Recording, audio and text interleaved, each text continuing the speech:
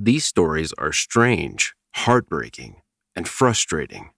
From alibis to arguments, here's over 2 hours of true 911 calls and their backstories.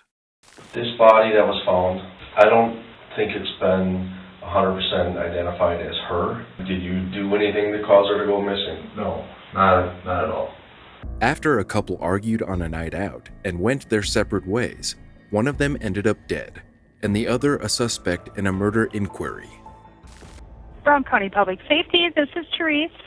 Yes. How do I go about, missing person? Are you wanting to report a missing person? Yes. Okay, where are they missing from? Last seen from corner of Howard and Maple Street, up the sardine can. Okay. Last night. Okay. And walking south on Maple Street through a friend. Okay, and who's missing? It's my girlfriend, and she does live with me, and she's never done this before. What's her name? Nicole Vanderheiden. And does she live with you? Yes. And where was she last seen? We're at the sardine can, and down, I think it's on the corner of Howard and South Maple, or Maple. On Broadway there? Yeah, just off of Broadway. Okay. And then she was walking south on Maple from there. I was en route in a different car to go down there. Do you know what she was last seen wearing?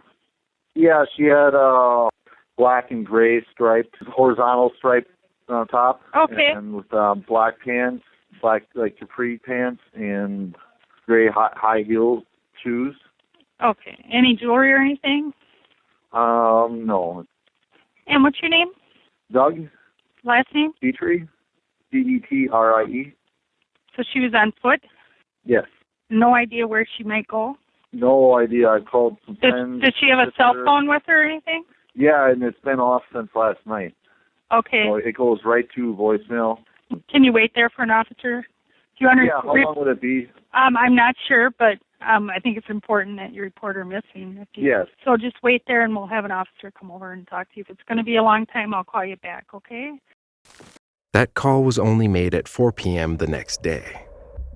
Despite having a 6-month-old baby, the Wisconsin couple, 31-year-old Nicole Vanderheiden and 35-year-old Douglas Detrie, were starting to question their relationship. It was May 2016, and the pair lived together with their blended family, Nicole's 2 children from a previous relationship, and their baby. Besides their constant bickering, they stayed together for the children's sake.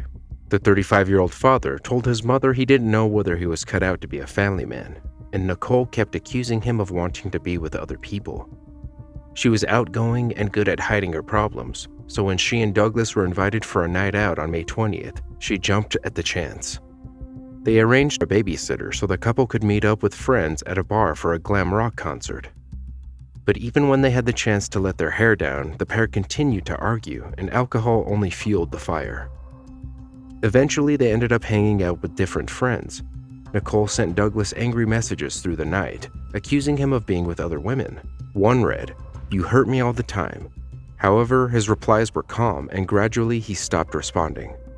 As the night went on, Nicole messaged Douglas to say she was in a bar called the Sardine Can, but he didn't meet her there. He ended up going back home.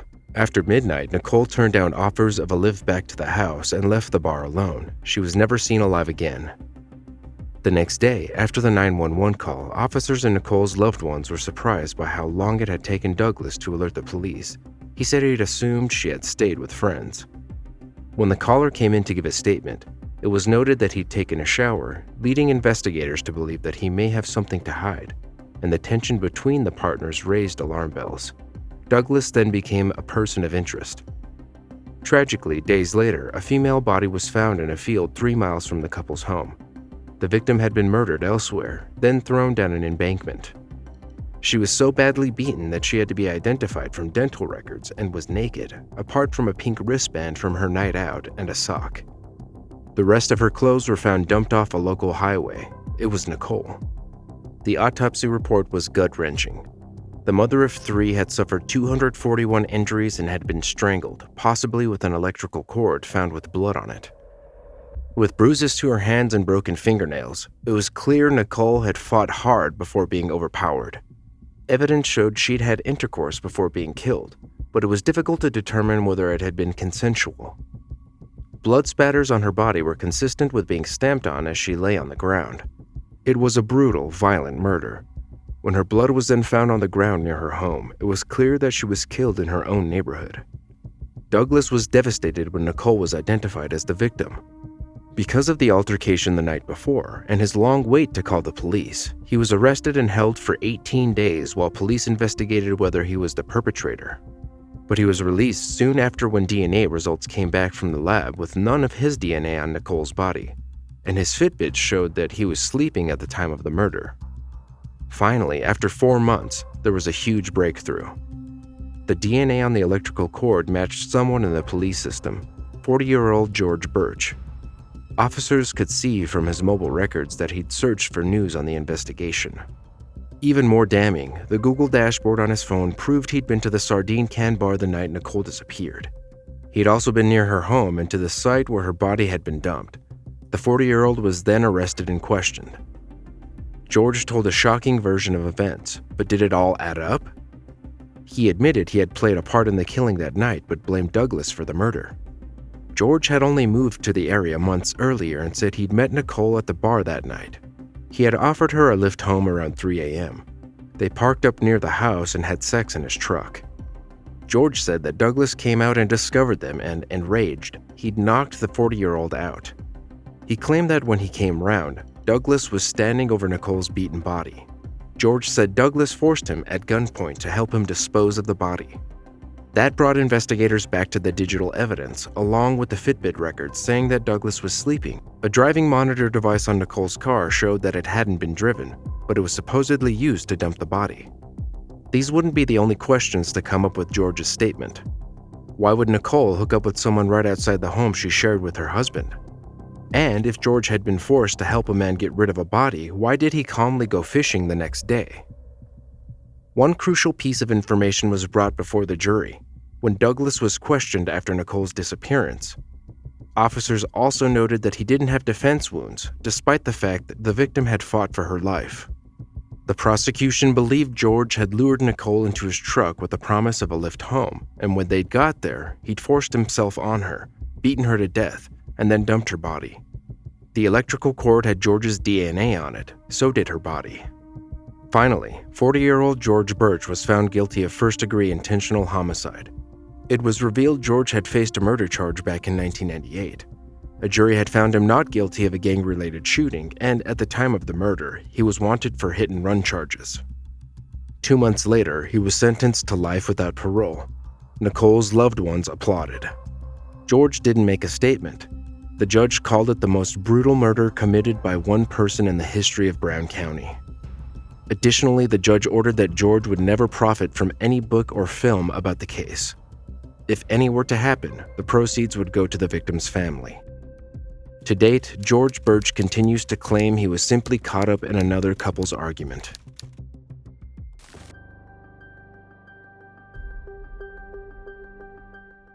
Carl Carter knew something was wrong when his real estate agent wife didn't return from showing a property. Then he started getting weird texts from her number. 911. Hey, I'm sitting over here. They're looking for a guy here that was involved in the realtor being kidnapped, and this guy looks like him, and he is nervous, and he's out here at the bus stop. What bus stop? Green Mountain Drive in Rainwood. Hold on just a minute. I mean, it might not be him. He's going into the subway now. Okay, wait a minute. Yeah. And what color shirt and pants is he wearing? He's wearing a black shirt and some jean shorts. 49-year-old Beverly Carter told her husband, Carl, that she was going to meet a would-be cash buyer in September 2014 at a repossessed property in the town of Scott, Arkansas. Carl says he was looking for his wife after she failed to return that evening. He found her car, a brown Cadillac with her purse and wallet inside, but no sign of her. Investigators discovered no trace of a crime at the vacant property. The mother of 3 was also raising an 11-year-old granddaughter after her son had tragically passed away. It seemed as if she had vanished without a trace. But around 1 a.m. the next morning, Carl received 3 text messages in a row from her phone. The first read simply, "Yes." The next said, "My phone's low, the battery's down, and I'll call you whenever I get signal." The final message read, "Oh, I'm out drinking with some friends." The messages were odd since they didn't sound like Beverly had written them, and she wasn't a drinker.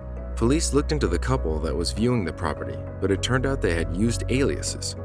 Hundreds of volunteers joined the search, which ended 4 days later when the realtor's body was found in duct tape at the Cabot concrete plant.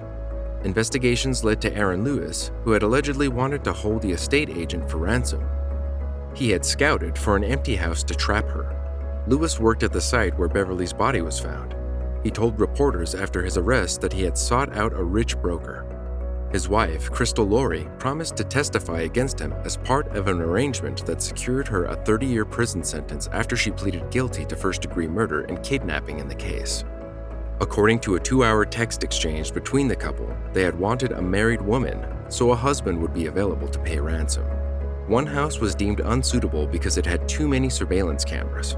The judge also allowed prosecutors to introduce as evidence an email found on Carter's computer that she received on the evening before she disappeared.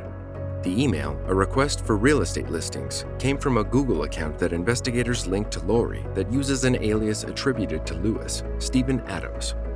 Since the court found that deputies had illegally searched Lewis's car and home, they struck evidence, including Beverly's cell phone, which was found in the bedroom, and her hair strands on duct tape in the trunk of the car the accused was driving. The plan had been for Lewis to kidnap Beverly and keep her in an abandoned office building at the concrete plant while they made ransom demands. But the couple was unaware of changes at the plant that would make that plan impossible. With the victim tied up in the trunk of his car and nowhere to go, Lewis was forced to improvise. Laurie told him she didn't want the realtor at their house, but she eventually landed there. The couple kept her bound with duct tape in the bathroom. Laurie was left to guard Beverly with a stun gun, while Lewis returned to the abduction site to retrieve her purse and bank card. But by the time he got to the property, law enforcement authorities were already swarming the area and he had to leave empty-handed. The couple forced Beverly to record a 12-second ransom message begging her husband to cooperate or it could be bad. But Carl wouldn't hear the message until after she was found dead. Carl, it's Beverly. I just want to let you know I'm okay. I haven't been hurt. Just do what he says and please don't call the police. If you call the police, it could be bad. Just want you to know I love you very much. Laurie and Lewis decided to abandon the ransom plan and get rid of Beverly instead, fearing that she had already seen Lewis's face and also may have seen Laurie's name on prescription bottles in the bathroom. So they wrapped her head in duct tape and let her suffocate to death while her hands were tied behind her back. Lewis's defense attorney, Bill James, claimed Beverly was never abducted at all and had willingly gone with the couple as part of a sexual hookup. He claimed his client hadn't even been home when Beverly died and suggested she may have died during a consensual sex act with Laurie. In his opening statement, he painted the victim as a woman going through a midlife crisis and living secret lives others knew nothing about. With financial and marital problems, James said the realtor started making bad decisions. This wasn't all made up. Carl himself acknowledged that there had been problems in the marriage, admitting on the stand to an affair early on in the couple's marriage and punching his wife once during a drunken altercation. However, he said the couple was on very good terms when she died. Jurors wouldn't believe the defense team's story about Beverly's death and returned an unanimous guilty verdict after less than an hour of deliberations. He was sentenced to life without the possibility of parole. Laurie hoped to shorten her time behind bars in 2020, asking the Arkansas Parole Board to cut her 30-year sentence in half as part of a plea for clemency, which was denied. A new safety device was developed in Beverly Carter's honor to ensure other realtors don't find themselves in the same situation. Here, her son, Carl, explains. Since losing Mom in the fall of 2014, we've seen these great advances in technology. When the button is pushed twice, it sends a notification to chosen contacts and prompts for a 911 call. It's so hard losing my mom, but there is that peace to know that there is good that can come from such a tragedy.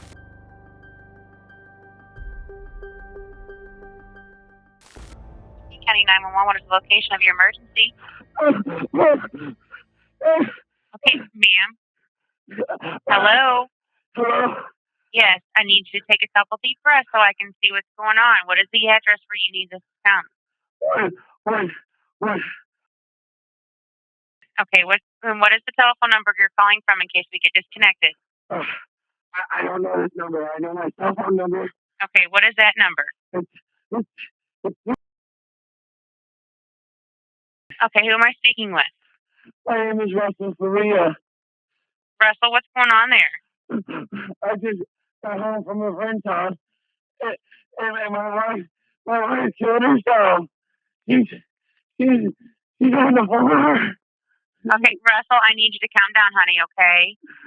I need you to calm down, take a couple deep breaths. We're going to get somebody on the way there, okay?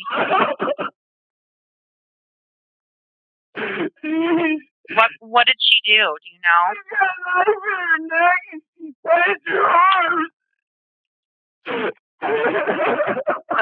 Okay, calm down, honey.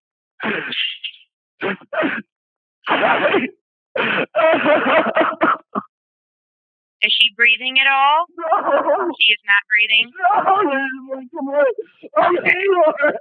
Okay. Russell, is there anybody that we can call for you?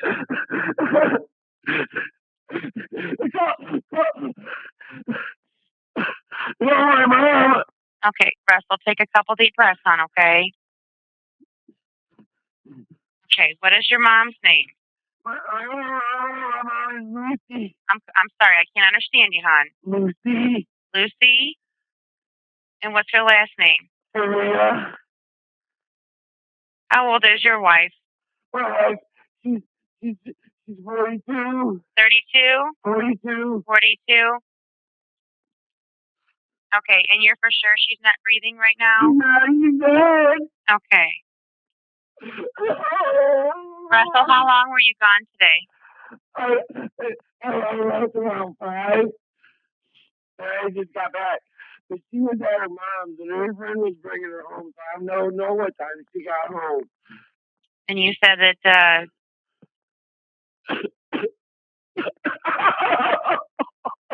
has she been depressed lately? She's got cancer. She is, but she does have cancer. Yeah.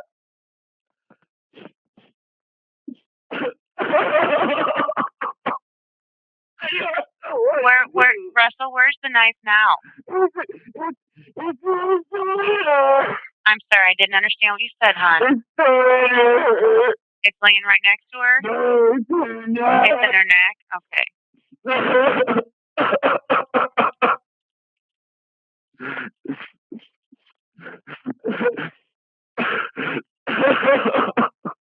Oh my God! Why would you do this to me? Why would you do this?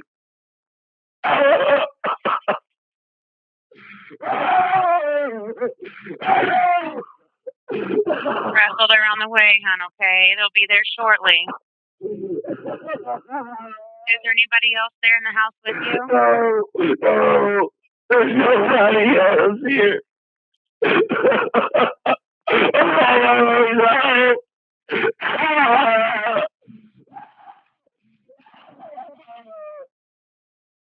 Was she on any medication? Chemotherapy. Okay, can you do me a favor? What I need you to do is I need you to get those medications for the paramedics, okay? I think they're here on the table. Yeah, we have everybody coming to you, okay?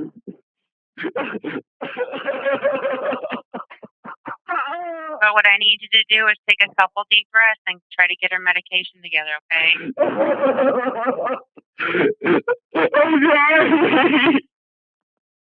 Russell, where are her medications? I think they're here on the table. They're on the table? Okay, where? There's the pill bottles here. I think these are it.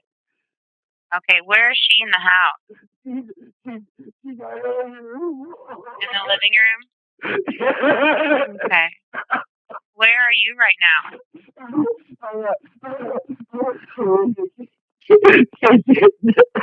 Okay. My God. Oh my God. What am I gonna do? Oh my God. God. Oh, What is her name? her name is Betsy. Betsy? Yes. Betsy. No. Oh, God, no. No, her friend dropped. She went to her friend's house and her friend dropped her off. She was at her mom's At her house. mom's house and her friend dropped her And off. her friend was going to bring her home from her mom's house. No. Oh. Russell, I have a couple officers that are out there right now. Can you do me a favor and open your front door? Yeah. Okay. It's unlocked. It's unlocked. Okay, can you go meet him at the door? It's unlocked. It's unlocked. Russell, are the officers inside with you now? Oh, my God. Right here. Okay, well, good luck to you, honey. I'm going to go ahead and hang up, and we're going to try to call your mom, okay? All right. Bye-bye. The story starts more than a decade ago in a Missouri home when Russ Faria found his wife, 42-year-old Elizabeth, or Betsy, dead in their living room. In December 2011, the 41-year-old left his house and drove to a friend in St. Louis. He left at 9 p.m. and began the half-hour drive home, stopping at an Arby's for dinner along the way. Soon after, Russ discovered the gruesome scene. Betsy had been stabbed multiple times and her body was cold and stiff. At the time, she had been fighting cancer, which had returned after Betsy's diagnosis the year before. She had been told that it had metastasized to her liver and she wouldn't have long to live. So it wasn't a long stretch for Russ to think she may have taken her own life, as Betsy had attempted to before. When police arrived, they quickly determined the death was a homicide, given the number of stab wounds. Even after protesting his innocence several times, Russ was charged with murder after being questioned by detectives for nearly a day. God is in this room with us right now. And God knows that I did not do this. Investigators found a pair of his slippers in the house that appeared to have been dipped in Betsy's blood and believed that he may have faked its devastation. Russ would spend nearly 4 years in jail as the system failed him one step at a time. First, the police, then the judge and prosecution, and finally the jury.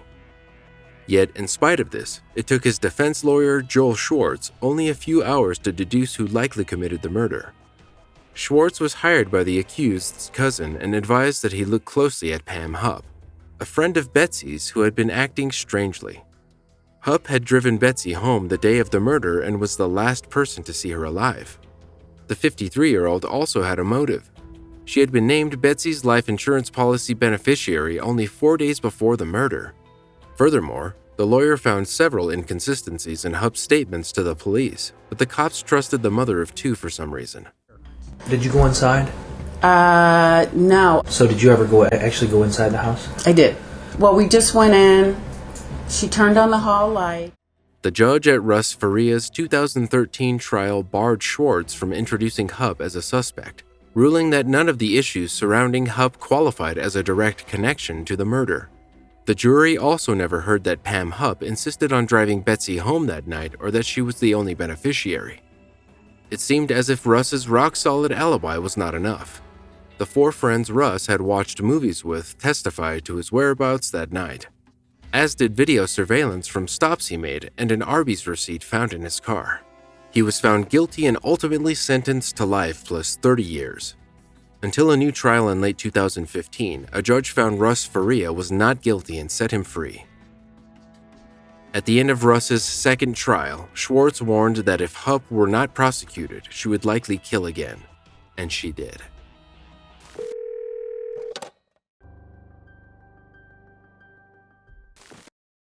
"911, where's your emergency? Hey, hello, there's someone breaking in my house. Help! What's the address you're at?" Hello! You want me to eat your wife? No, I'm not getting in the car with you. No, What's get your away. address? Get out, get out, get out. Help! Ma'am, what's the address you're at? Help! Help! Why is somebody breaking in? No. Hello? Help! Help! Ma'am, can you hear me? Help! What's the address you're at?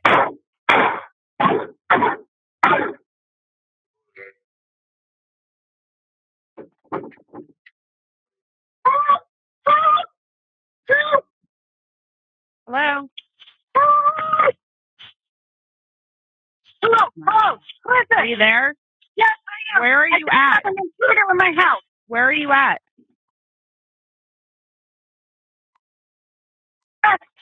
Who broke into your home? I don't know. I'm here. Where's he at right now? Outside. I'm going outside. Come on, who's the The fire alarms are going off too. I know. Is he inside? Yes. Is he a white male, a black male? He's white. Hurry. He tried to get me in my car and I ran into the house. He tried to take you into his car? He tried to take me in my car. Hurry. Please, somebody. Have officers on the way, ma'am. Where are you at right now in the home? I'm in the garage. You're in the garage? My car. He's still in the house. Okay, can you run to a neighbor's house? I don't think there's anybody home now. I'm staying here. I have my dog. I have my puppy. You have your puppy with you? Yes. You have no idea who the subject is? No. Are there any weapons in the home? Yes, there's a gun on my bed. I shot him. There's a gun on your bed? You shot him? Yes, I shot him. He tried to get in my bedroom after me, and I shot him.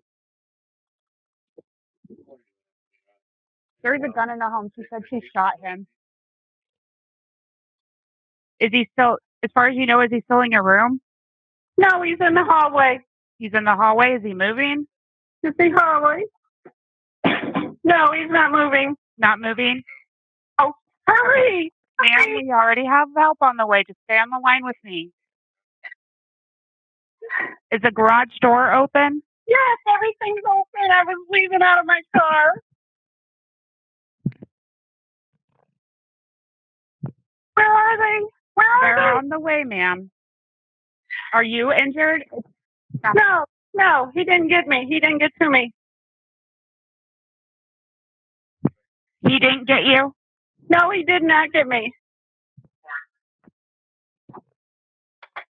They're not here yet. They're not here. I understand they're not there yet. I'm going to let you know when they're close. Okay. Okay, so you are not injured, though? No. What's your name? My name is Pam. Pam? Yes. Where are they? Help. Please, where are they? We have help on the way. Let me know when you hear them. Okay.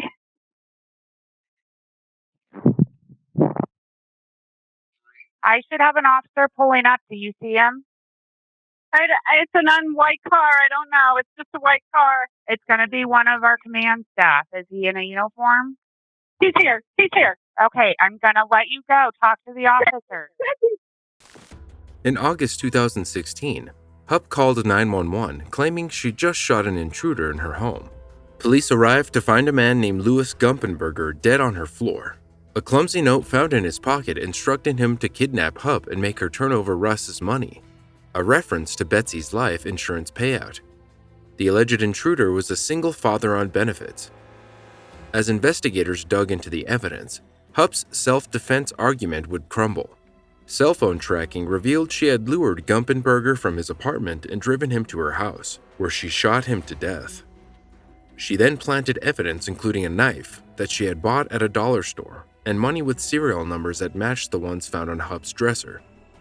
In the meantime, Schwartz had been getting anonymous phone calls alerting him to discrepancies in Hupp's testimony during the first trial, where she had been called as a prosecution witness.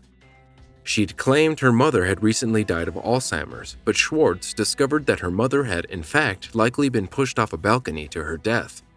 Hupp was, again, the life insurance beneficiary. How had a woman with Alzheimer's in a monitored care facility fallen through, not over, a third-floor balcony? A housekeeper at Lakeview Park discovered 77-year-old Shirley Newman dead on the lawn in the middle of the afternoon.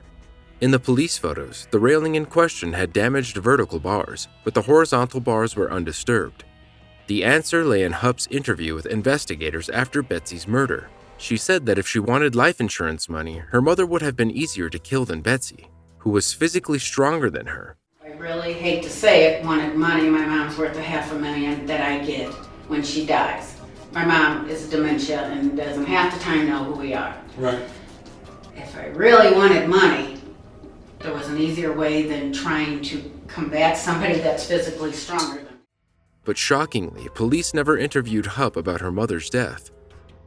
With all of this adding up fast, evidence from Carol McAfee's encounter with Pam Hupp would be more haunting than initially expected. Hupp had tried to lure McAfee 6 days before killing Gumpenberger while randomly trolling neighborhoods. She claimed she was a television producer and was offering money for a video shoot. McAfee knew it was too suspicious, and now believes Hupp planned to shoot her and leave her dead in front of Russ Faria's mom's house. Once the faked kidnapping claims fell apart, Pam Hupp was charged and sentenced to life. She was then also charged with Betsy's murder and is now awaiting trial after a new sheriff, Rick Harrell, who watched news coverage about it from where he served in Afghanistan to get the charges laid. Harrell wasn't the only one frustrated by the lack of investigation in 2011. The prosecutor at the time, Mike Wood, was so upset by the case that he left his job and vowed to return and fix it. He could finally do that in 2019 after winning the new Lincoln County prosecutor election. Betsy Faria's husband, Russ, and Pam Hupp's potential victim, Carol McAfee, have started dating, not after meeting at the courtroom as the series portrays, but through mutual people in their lives. Although it seems like this is the end of the road for Pam Hupp, it's actually only the beginning. The prosecution will be seeking the death penalty during the 2022 trial.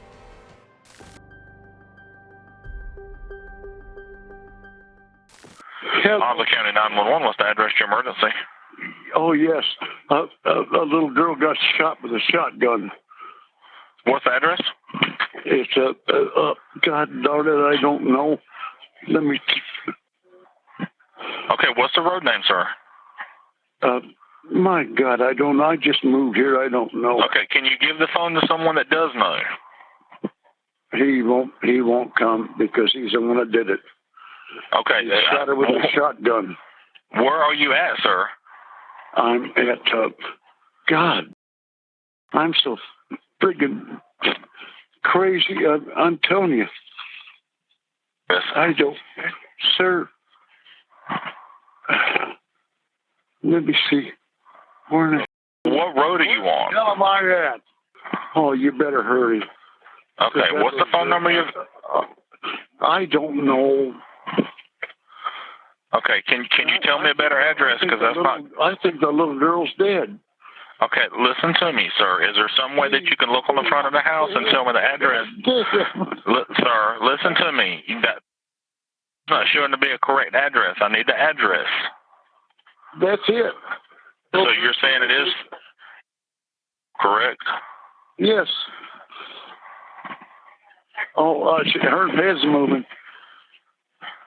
Oh, my God. Okay, how old is she? Oh, I don't know how old she is.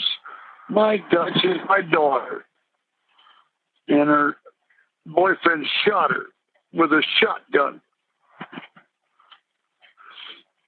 Okay, when did it happen?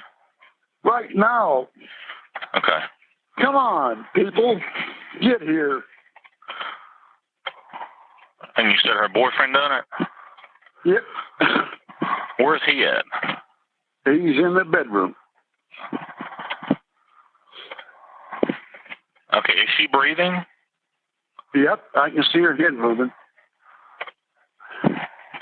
That noise, she got blasted. Okay. Are you across from the Speedway gas station? Yes, yes. Okay. And...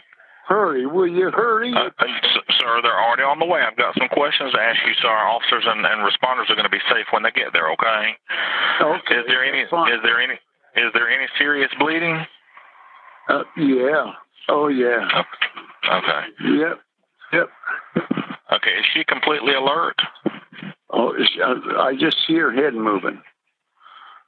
Okay. Can you go over and check on her and see if she is the door? And her boyfriend just went out the door. Okay, where was she shot? I don't know. It looked like in the stomach, almost in the heart. Okay, can you go over and check on her? No. She's bleeding all over. Okay. Does he still have the gun? Nope, he doesn't. Okay.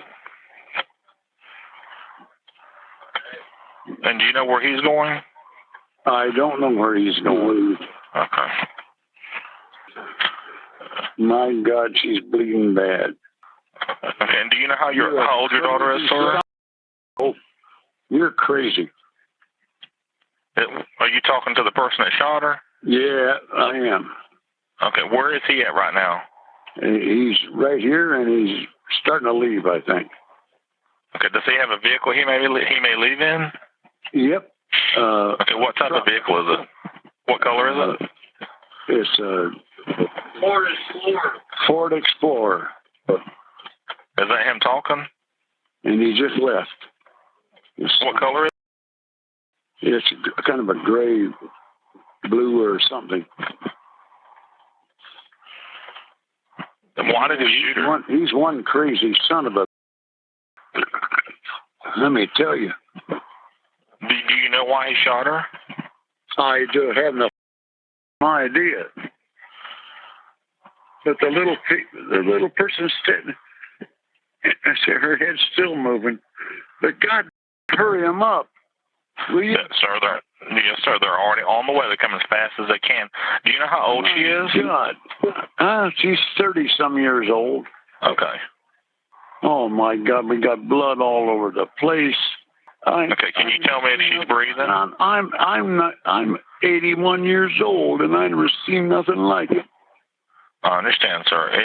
Can you tell me if she's breathing? Yep, she's breathing. Okay. All right, there should be an officer outside, okay? I don't see how. I'm telling you, he really blasted her right in the guts. Okay, sir, we should have a deputy there. Do you see our deputy? Well, I hope they get here pretty soon. Well, sir, there's a deputy already there. Can you look outside and see if you see him? I will do that. See, I can't hardly walk. Oh, honey, I'm so sorry, baby dolly. I'm so sorry you did something like that. Yep. Yeah, come in. Oh, my God, my daughter. Look at that. It's terrible. It's terrible. It's just terrible. It's terrible.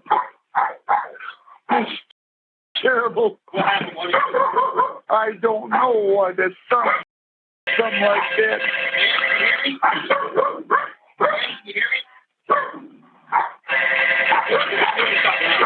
I don't know. Is she still breathing, son?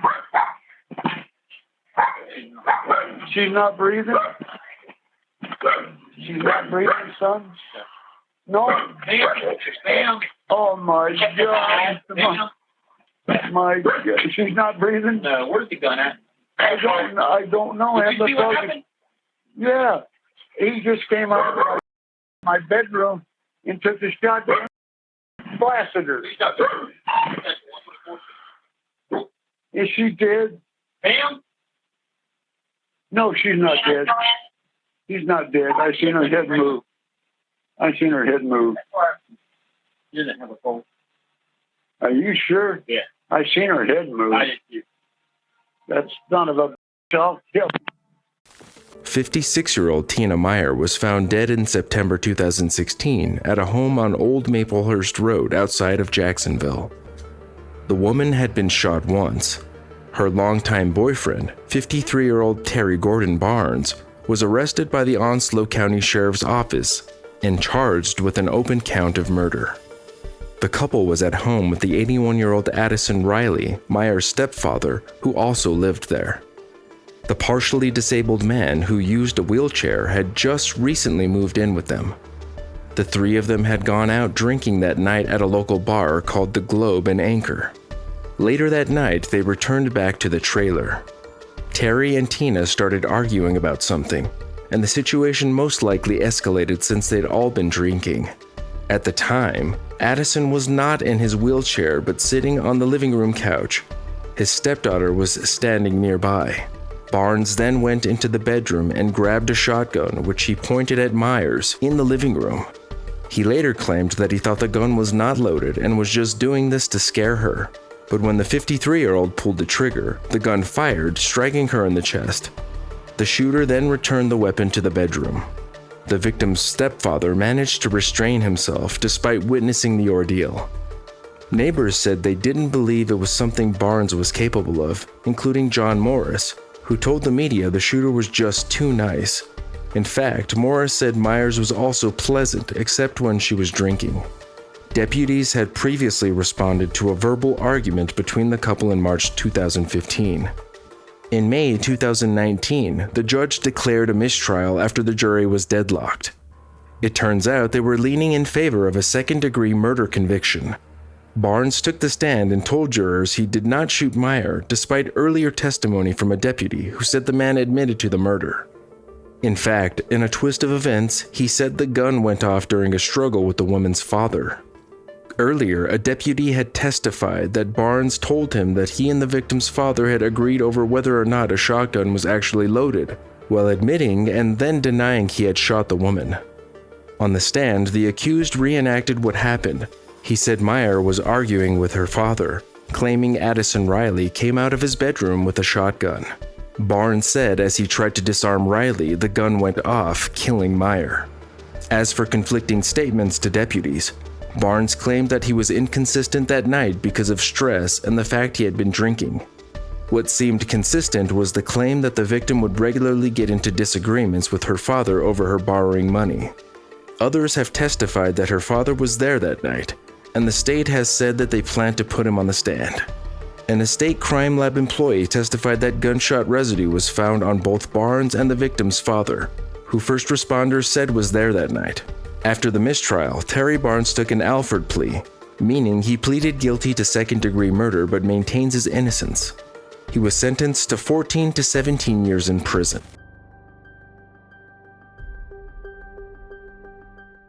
While sobbing uncontrollably, a 30-year-old man told dispatchers that he had received a text with a picture of his mother ordering him to come up with $500,000 in 3 hours or they would kill her. Southwest 911, what's the address of your emergency? What's going on, sir? Someone broke into my house and kidnapped my mother. And kidnapped your mother? What makes you think that? Sir, why do you think they kidnapped your mother? They just texted me, called me. Can someone get my medic? Okay, why do you think they kidnapped your mother? Because please just send somebody so I can... No, hey, don't hang up. Don't hang up. Why do you think they kidnapped your mother? They text me a picture of my mother and think that I have to come up with $500,000 in 3 hours and they're going to kill her. I don't even know why. Why would they do this? Like, why? Okay, do you know who it was that texted you? Do you know who this person is? I have no idea who it is. Who would I know that would kidnap my mother? Calm down for me, okay? We're going to get you some help. We're going to get officers over there, okay? I'm sorry. I cannot. You need to calm down, okay? I can't. What a mother got taken. This is crazy. Do you know who would do this? No. No? The only thing I can think of is I bought a barber shop in the hood, and I made it really nice, so maybe they think I have this money, but I don't have $500,000. Okay. All right. Okay. I need you to calm down for me, okay? I can't. I'm sorry. I can't. We're gonna find your mom, okay? All right. Around 11:30 a.m., a woman was reported kidnapped on August 24, 2020, then located the next day. The 59-year-old mother had been kidnapped from their house on Lake Circle Drive in Strongsville. Detectives went to work trying to find the missing woman. Additional assistance was requested and provided by numerous state and federal law enforcement agencies. Thankfully, she was successfully located and reunited with her family the next day. The Strongsville Police Department said that due to the sensitive nature of the ongoing investigation, details were not available.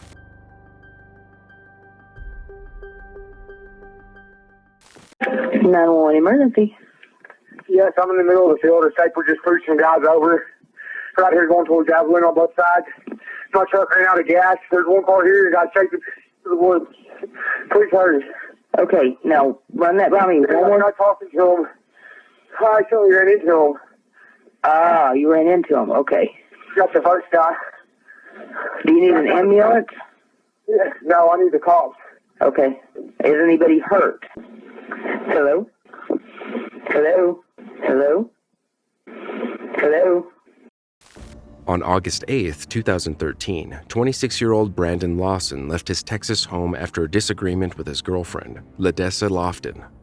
The argument had started after Brandon had been absent the night before. He got into his truck and drove off into the night, leaving behind his partner and their 4 children. At around 11:30 p.m., Brandon made a frantic 911 call that remains one of the most perplexing pieces of evidence in his disappearance. In it, he sounded disoriented and sometimes difficult to understand. A deputy arrived at the truck around 1 a.m., followed by Brandon's brother, Kyle, at 1:10 a.m. While on the phone, Brandon told his brother he could see him, but there was no trace of Brandon.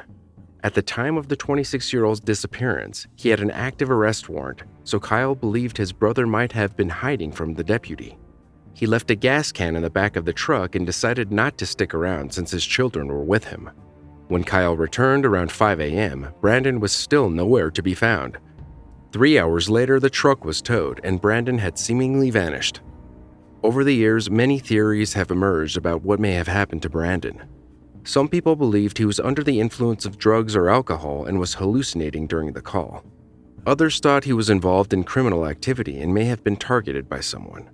The third theory is that he got lost in the woods and died of exposure or was attacked by an animal. Brandon's family created a Facebook page called Help Find Brandon Lawson, generating thousands of likes. On February 4, 2022, the page posted that a search party found clothing identified as Brandon's near his last known location. The Texas Rangers searched the area and found human remains, but DNA results have not yet been published. However, it's expected that the remains belong to Brandon Lawson, finally bringing some closure to his family and the mystery of his disappearance.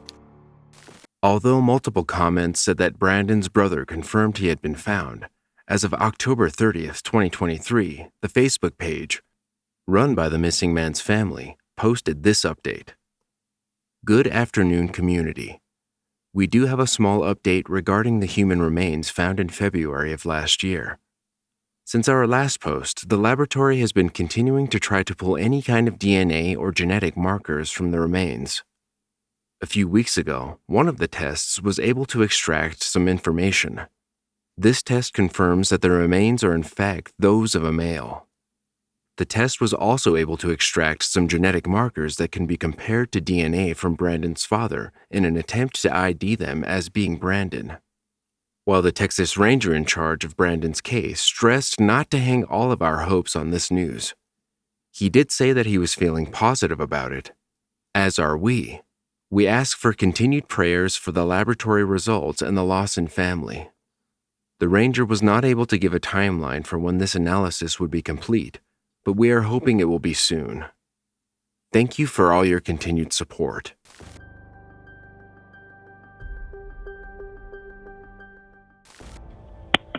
Walton County 911. What's the address of the emergency? Hey, how's it going? I'm over here, AJ's in Grayton Beach. Got a belligerent drunk. We're trying to get him to leave. What's your name? Kind of leaving the precedent. Excuse me? What's your name? My name is...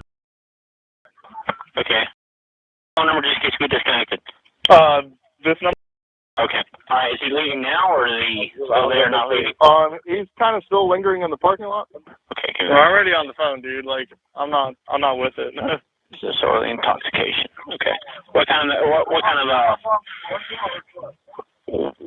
subject is it? Male? It's a male named Dustin Dupree. Male is Dustin Dupree. Okay. It's white male, blue shirt, white hat, kind of moseying around my parking lot still. White female he's with, leaving in a 2000-ish silver Dodge Durango. Okay, and she was with him, but she left him. Yeah, she's leaving with him now. Oh, okay. Okay, which way are they heading? What's up? They're actually they're still leaving. They're still in the process of leaving.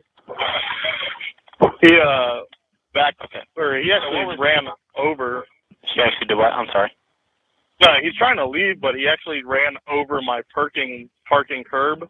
Okay, is he driving? Yeah, he is. Now he's actually leaving, or trying to. I'll let you know which direction he heads whenever he leaves. Okay. Was he trying to start fights and stuff?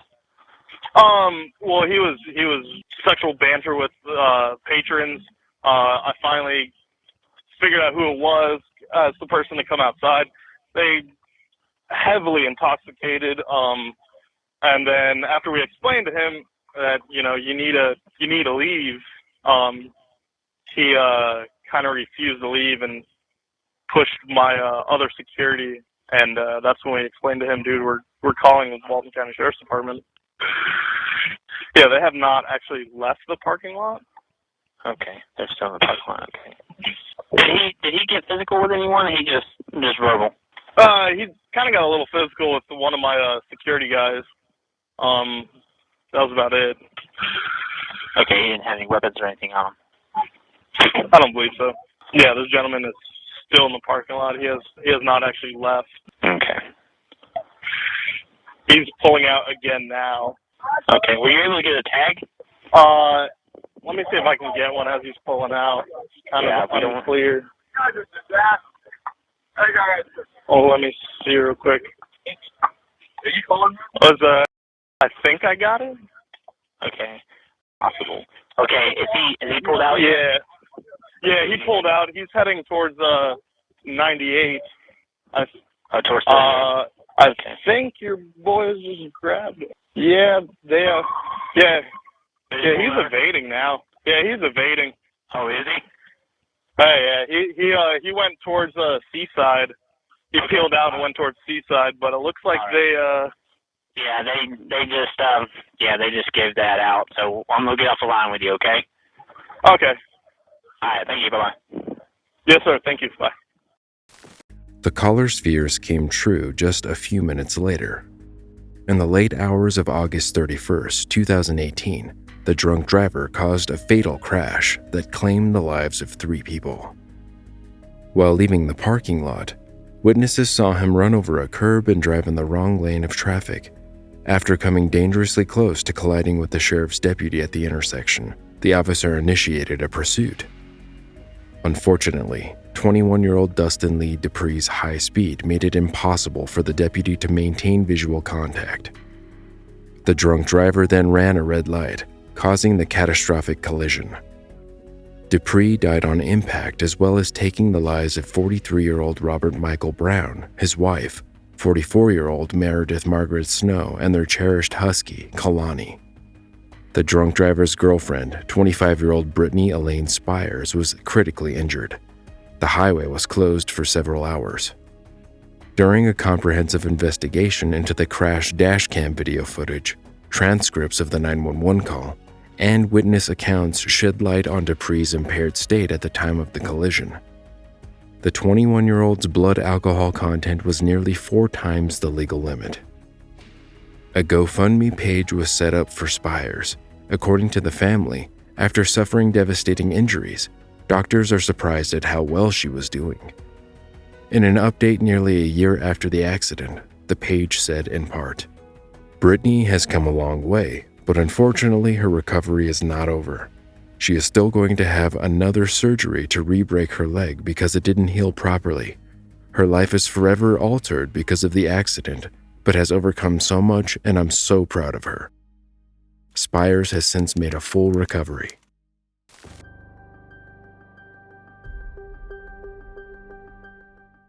It was an ordinary Sunday morning in July 2022 when a chilling 911 call was made to the Shelby County Sheriff's Office.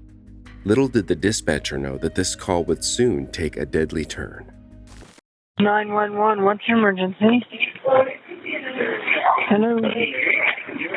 There's some guy on my front porch, and he won't leave, and he's got his hands behind his back, and he won't answer me on the ring. Okay. But he left me a voicemail on my phone last night. Where are you at? What's your address? 20. And you said... He's trying to lock. I'm sorry. He's trying the door. Dad. No, don't answer the dad. Get off my porch. Dad, no! Oh, my God. Can you please hurry? Okay. Do you know who he is? Hello? Ma'am? Wait, we have guns. 43.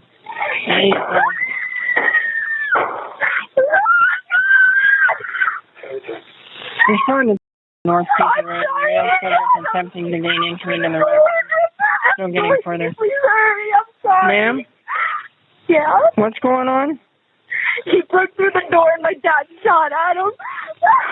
Ma'am, he shot at him? Yes. Do we know where he is? No. Where is this information. Male subject broke through the door. There's been a shot fired. Still getting further. Can you please hurry, please? Yes, please? what is your name? Do what? Do what, ma'am? Where is the subject that was broke in? I don't know where he is. Did he run or is he still there? I really don't know, ma'am. I'm hiding. Okay, where is your dad? He's at the front door holding it shut. Do what? He shot at the... Did he hit him? No. He's laying there. He's laying on the ground. He is shot? He has been shot? Yeah. Do what?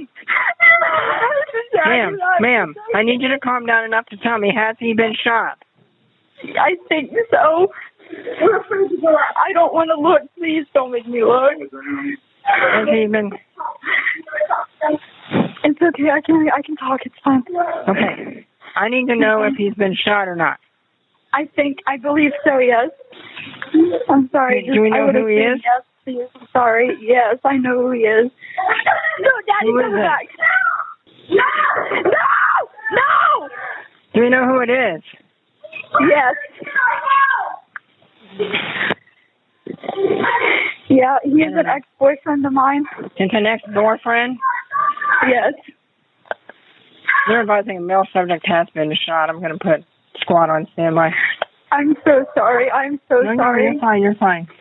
I'm so sorry. Is he on your front porch? No, open the window. I'm sorry. Is he still on the ground now on the front porch? Yes. He's on the ground. He's trying to break into my house. He tried to break into the house? All right. Stay in line with me. He broke our door in. Trying to get to our daughter. I'm sorry. For Fort Laramie Rescue, go on standby at this time. Fort Laramie Rescue, go on standby at this time. Reference I'm sorry. He broke in our door and there's glass everywhere. He threw rocks. Yes, send units that way. Just send them. No, I'm not mad at you. Thank you. Come here. I'm okay. Thank you for saving me. It's going to be an ex-boyfriend. Dad, you're the best dad ever. You just saved my life. I know. I got Fort Laramie. It's gonna be Fort Laramie. No, you saved my life, Dad. Do what? Did he have a gun also? No. Did he have a gun also? That's not the time to do. I'm sorry. Do what? No, I'm sorry. Is he breathing? I'm sorry. I'm trying to calm my dad down. Is he breathing? I don't know. There's a neighbor. There's a neighbor out there checking on him. I don't know. I'm sorry. Could you please hurry, guys? Yes, I've got units headed your way, ma'am. Okay, I'm sorry. Just calm down. Calm down. I'm still getting further. All right? I'm getting units headed your way. Okay. Do we know who the male subject is? Yes, I know his name and everything. What is his name? James Rail. James Rail? And it's an ex-boyfriend? Yes, ma'am. Daddy, busted through the door. 43. Is he still on the front porch? He's in the driveway, actually, in front of our cars. Male suspect is down on the ground on their driveway. And there are 2 neighbors outside of my yard checking on him. So, for a minute. Dad, you just saved my life. You really don't even know. You really did. Yes, sir. Dad, at that rate, there's nothing you could have done. You saved my life. They're right here in the yard. They're with him. It's okay. I don't know. They're on their way. The man at the door was identified as 22-year-old James Douglas Rail. According to the caller, Rail was her ex-boyfriend. He had arrived unannounced and began violently beating on the door, demanding entry. The woman, Allison Duckrow, had received this voicemail the day before. It's James. I just wanted to see how you're doing and maybe hear from you. It's been a while since I've talked to you. Please give me a call back. Thank you. The encounter was captured on the homeowner's Ring doorbell camera. As Rail continued his attempts to break in, the homeowner who was inside the house issued a clear warning to Rail, telling him to leave the property and notifying him that he was armed with a gun. Despite the warning, Rail persisted. He shouldered the door repeatedly with force, eventually breaking the door open and gaining entry into the residence. It was at this point that the situation escalated to a tragic outcome. Once Rail entered, the homeowner fired 3 shots, all of which struck Rail. In the aftermath of the shooting, Rail staggered from the porch to the front of the garage, where he ultimately fell to the ground. When the sheriff's deputies arrived at the scene, they found the intruder unresponsive. Despite efforts to save his life, he was pronounced dead at the scene. No charges were laid against the shooter, Mitch Duckrow, after a grand jury voted 8-1 against indicting the woman's father. The outcome was largely expected because of Ohio's Stand Your Ground and Castle Doctrine laws, which allow a homeowner to defend themselves without any legal duty to retreat. James Rail's sister wants a full investigation into the shooting, saying officers were only on the scene for 2 hours before rushing to the grand jury. The woman says her brother had no history of aggression or violence, and nobody will ever know what his intentions were that day. The sheriff's department refuted her claims, saying they did conduct a full and thorough investigation.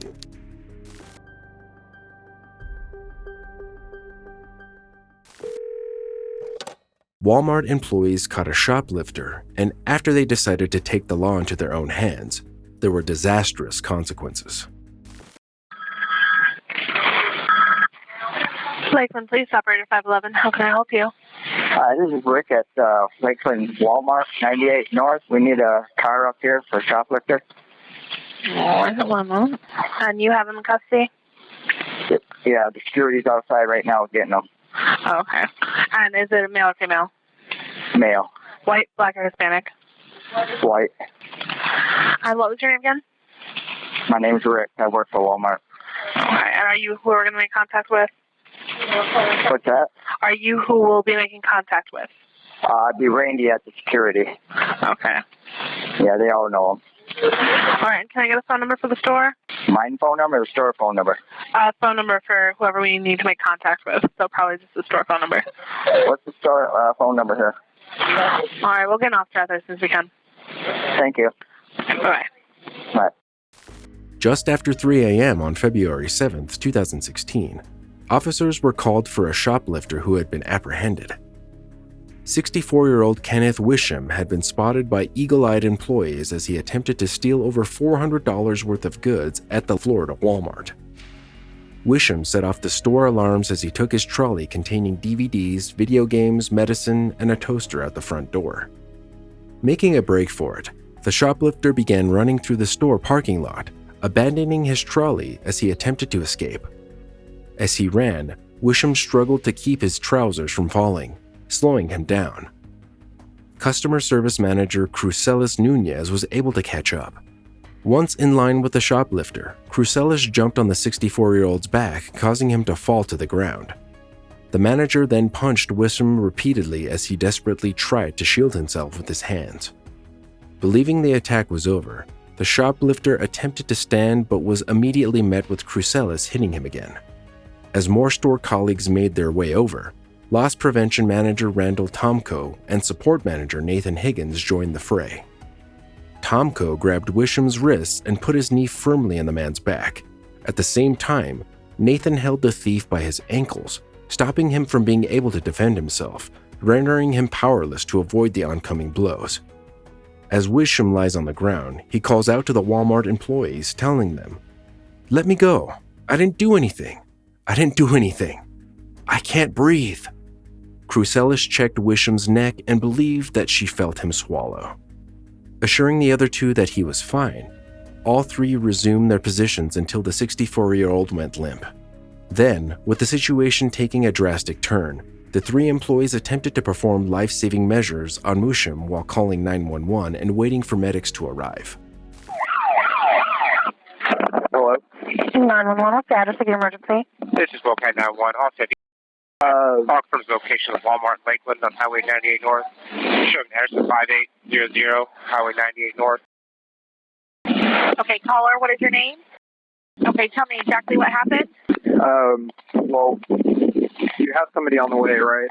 Yeah, but tell me exactly what happened. Somebody was stealing from the store and we chased them down and we had him on the ground. We weren't putting like too much force on him, but he doesn't have a pulse now.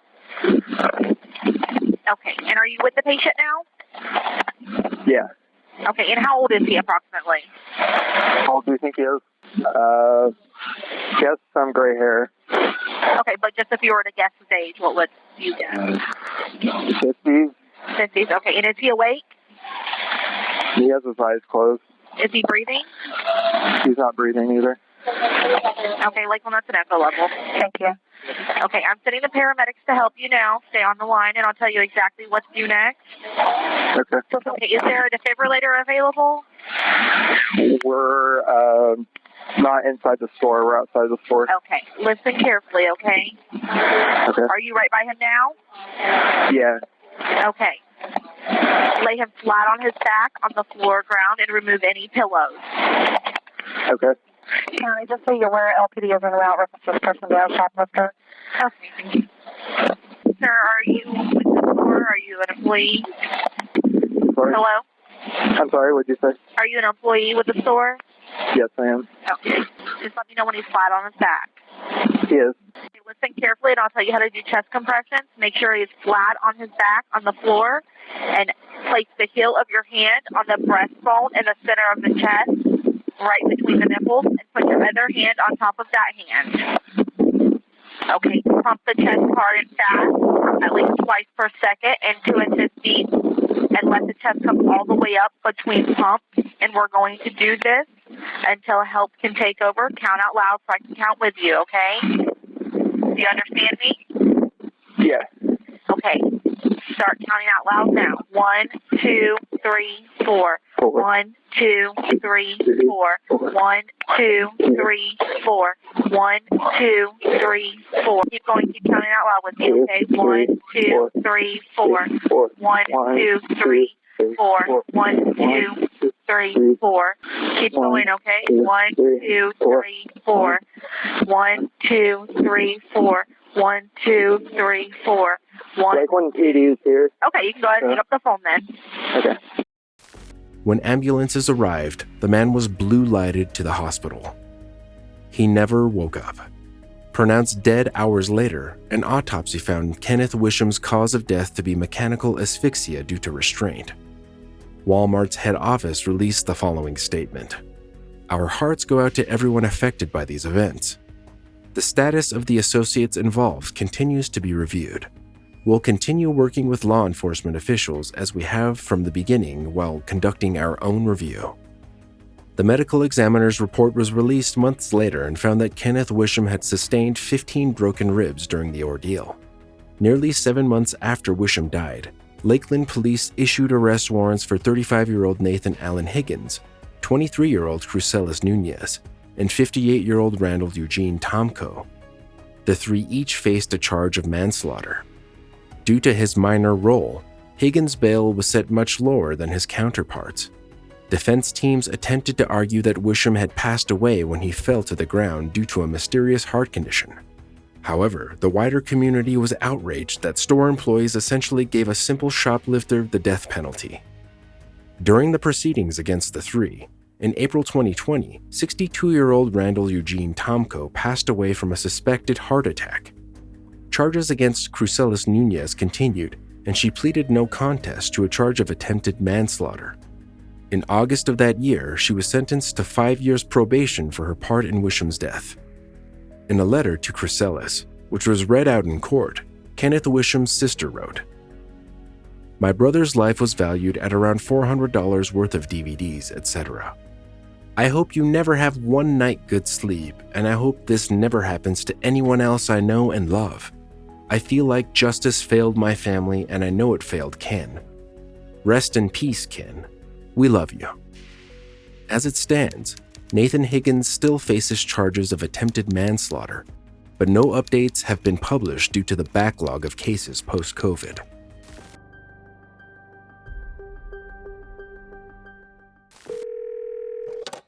A seemingly straightforward traffic incident led to police officers being investigated, and some questions are still unanswered.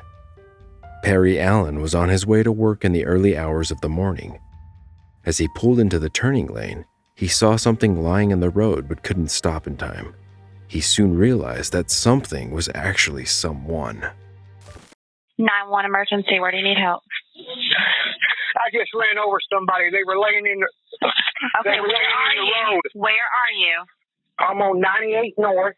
Uh-huh. Across from Steak and Shake. Okay, Steak and Shake? Yes, it's a man. He was laying in the road. And when I turned to turn, he lay there. He's still alive. Okay, we're going to get help, okay? Hurry up. It's bleeding. What? Hurry, I need help. Okay, I understand, okay? All right, we got help coming. Where are you at right now? Did you pull over to the side? Yes, I got my lights blinking. And he was in the roadway? Yes, he was laying in the road. I didn't see him until I was right up on him. Okay. All right. Okay. Stay on the line with me. Yes, I'm just so nervous. Please help me. Okay, we got help coming, okay? Okay. That's funny. What kind of vehicle are you in? I'm in a what color? Mitsubishi Galant, black. Okay.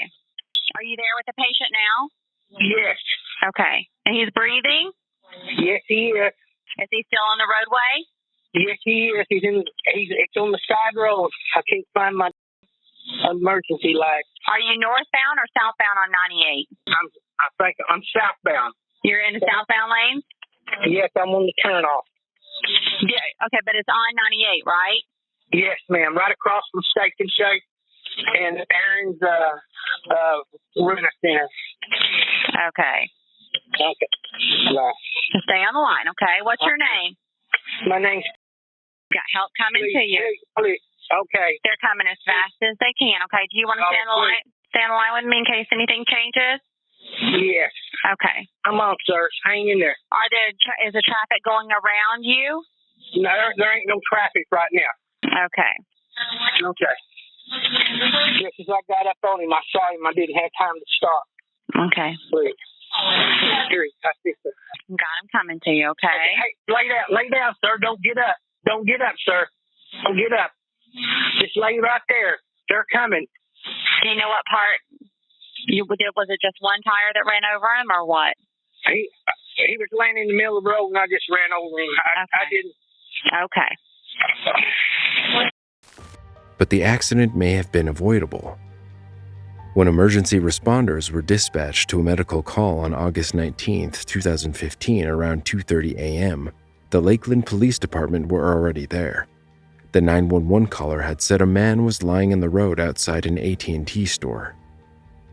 Polk County Fire Rescue paramedic Sabrina Graham spoke to the three officers, then the patient, later identified as David Kidd, who was complained that the officers had been treating him badly. The man said he had been at Lucky's bar next door where he had been left by his friends without a ride home. Kidd allegedly became belligerent with the officers during an argument as they threatened him with arrest for disorderly conduct. In the meantime, police told the paramedic they would transport him, so the emergency responders left. However, according to the officers, the man refused and left the scene. Less than an hour later, the accident happened. The same EMS responders encountered the same LPD officer from the earlier call, who was standing beside the patient on the road. When they questioned the officer about why he did not transport the patient earlier, he shrugged and did not respond. David Kidd was taken to hospital but will never walk again without assistance, so he filed a lawsuit against the city of Lakeland for negligence and violation of his constitutional rights, seeking unspecified damages exceeding $15,000. In contrast, an internal investigation cleared the LPD officers of any wrongdoing, adamant that Kidd had declined their assistance and walked away from the scene. The outcome of the lawsuit was not published.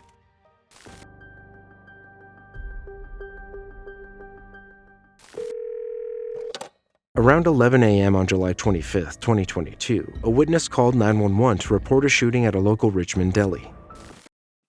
911, do you need police, fire, ambulance? We shot. Hurry up. What is the address? We're off. There's a family outside, and the lady just shot a man.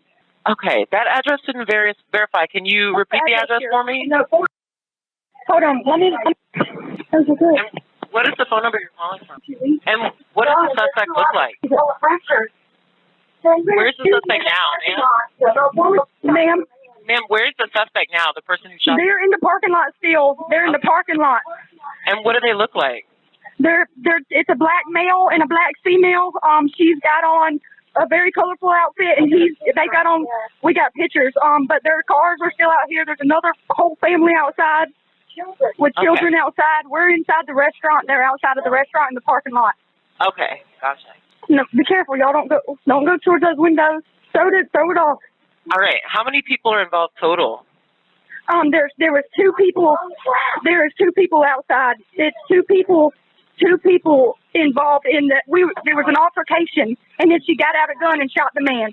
It's a black man and a black woman. That's who was in the altercation. I hope so. Are y'all on the way? Yes. Okay. Yeah, we've got you. Is anyone injured? Yes, I think the man is injured. I think she shot the man. All right, just the one, or is there anyone else injured? I'm not sure, ma'am. We're hiding in the bathroom. Oh, okay. Okay. And what is your name? There's blood everywhere. There's blood all over the car. And did you say, who did you say shot the man? Was it the woman shot the man? Okay. The woman that's outside arguing with him. A black woman shot the black man. There's blood everywhere outside. We're open. We're a place of business, and we're open inside. We're just all the employees that just witnessed this. All right. Everyone is en route right now. Everyone is en route right now, she said. Yes. Call us back if anything changes. Okay.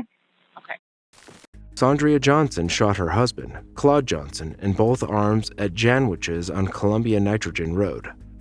Upon arrival, deputies located a male subject that had been shot at least once. The victim was taken to the hospital for treatment with non-life-threatening injuries. The Richmond County Sheriff's Office then arrested Sondria for aggravated assault and possession of a firearm during the commission of a crime. It's still unclear what led up to the altercation.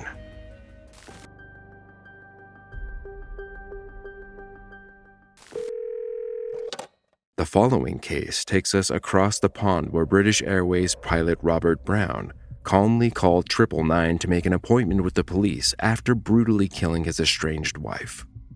In 1998, heiress and divorcee Joanna Brown was on the trip of a lifetime in South Africa, where she fell in love with pilot Robert Brown. In a whirlwind romance, the couple married months later, on February 13, 1999.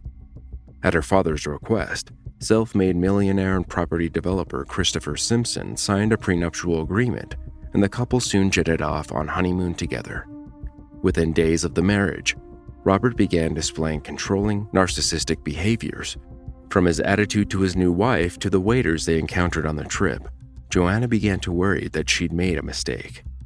Putting her fears aside, The couple set up home together in Joanna's large £3 million or $4.8 million in dollars Tudor-style mansion in Ascot. Not long after they moved in, the pair welcomed their first child together in December 1999, a daughter they named Katie. Joanna and Robert went on to have another child, a son they named Alex, 7 months later. It was then that real cracks began to show. Working as a pilot, Robert was often away for days at a time, and Joanna felt isolated and alone, bringing up 2 young children as a de facto single parent. When Robert was home, his fitness obsession kept him away from his family, with him signing up to and competing in events across the country. At breaking point, Joanna told Robert that they needed to attend marriage counseling to stabilize the relationship. Despite his alleged 007 allure, Joanna's family was concerned. She had gone from a bubbly and vivacious character, full of life and outgoing, to a complete shell of herself. Things came to a head in July 2007 when Robert flew into a fit of jealous rage, suspecting that Joanna had been having an affair. In the midst of the fight, he pulled a knife out, threatening his wife and the mother of his children. At that moment, Joanna knew it was time to call it quits. Moving to her mother's in the Isle of Man, Joanna began divorce proceedings, offering Robert a £500,000 settlement for them to avoid any nastiness for the sake of their 2 children. Greedy and feeling slighted at the loss of his wife's fortune, Robert rejected the settlement, and so the battle began. The couple and their lawyers fought over the proceedings through the next few years, but Joanna had the prenup on her side. Finally, on November 8, 2010, a judge ruled that the prenup was valid and Robert was, in fact, entitled to very little. Relieved, Joanna, who had turned her family home into a bed and breakfast in order to make ends meet, breathed a sigh of relief, knowing her family fortune was safe. But she had no idea what was coming next. Valley Police, Nicole speaking. Yeah, hello. I'd like to make an appointment to come in regarding an incident that occurred yesterday. Okay. Can I ask what the incident was? It was of a domestic. Right. Okay. So you want to make an appointment to speak to someone about it? Yes. Okay. Let me take some details from you. The reason I'm asking for that before I can make the appointment is because it is a domestic in our policy. Well, I mean, it's a serious domestic. If you want. Yeah. Okay. Usually with our domestic policies, what we do is we advise that we losses to 10 within the hour. But if you want to make an appointment instead of that, I can still do that with you. Say again? Our policy for domestic incidents is usually for an officer to attend within the hour to discuss this. Yeah. Okay, but if you're not able to do that, I can still make an appointment with you. I mean, I'd rather come up to the police station as I've got 4 children here, and I wouldn't want to. That's fine. That's not a problem. To worry them any further. Okay. But, I mean, I won't. You know. Yeah. Okay. Let me take some details from you. Okay. Then I will go and try diary and we'll book an appointment with you. Can you just explain to me what the situation is? Well, I've spoken to my lawyer, and he said not to say anything. So can I ask why he said that? The incidents of a serious nature. Right. When you say serious, because I need to highlight this to the officer of how serious it is, and this only lies with me passing it to the officer. Can I ask what it is? How serious? I really don't want to say anything, actually. Can I ask why? I mean, this is confidential. It's between me and you. Well, because it's extremely serious nature, and I'm assuming it's regarding your ex-partner. Yes.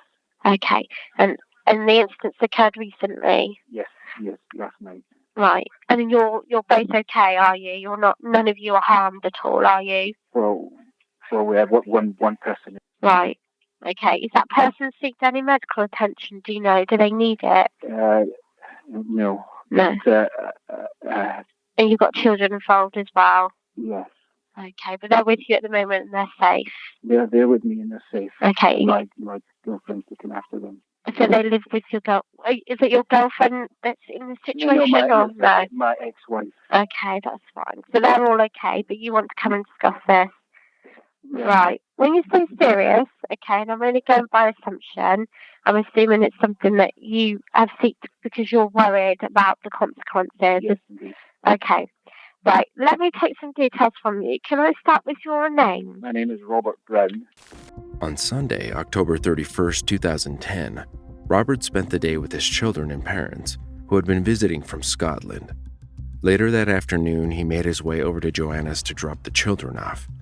He arrived just after 4 p.m. and almost immediately, a fight ensued between the pair. With his children listening in just 2 doors away, Robert picked up one of their school bags and drew out a hammer that he had carefully hidden inside. Joanna stood no chance. Robert came at her, swinging the weapon, hitting her 14 times in the head. The blows were fatal. Katie and Alex heard the whole thing. After the attack was over, Katie asked her dad if he was going to call an ambulance for Joanna, but he already had a plan. With Joanna dead, Robert packed up his car and headed back to his own home. He forced the children to sit within feet of their mother's body. Once home, Robert hurried Katie and Alex inside with his new partner, Stephanie Bellemere, who had been at Robert's home while the attack took place, and left him there. He then went to a secluded area on the edge of Great Windsor Park, walking until he found a hole he had dug months prior. Joanna was crudely buried inside a crate-turned coffin. When Robert returned home at 5 a.m. the next day, he refused to answer questions about where he had been. Instead, waiting almost 4 hours to call the police to make an appointment to discuss the crime. If I'm able to get one today, is that a good time for you?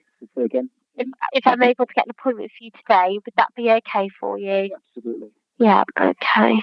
Let's have a look. I'm going to put it on hold for 1 moment while I check. I think I've got an appointment here, but I just want to clarify it, if that's okay. Yes, fine. Okay, 1 moment. Hello, sir. Hello. Thank you for holding. I had a bit of a problem with our diary system. What I'm going to do is give you this reference number, okay?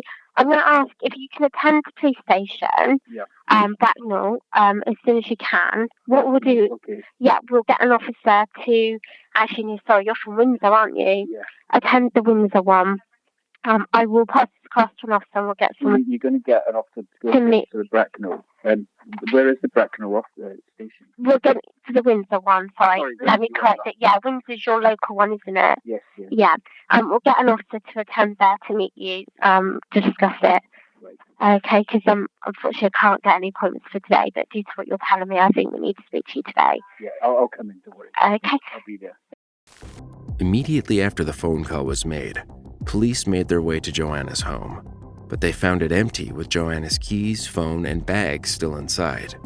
Blood was found in the hallway and up the drive.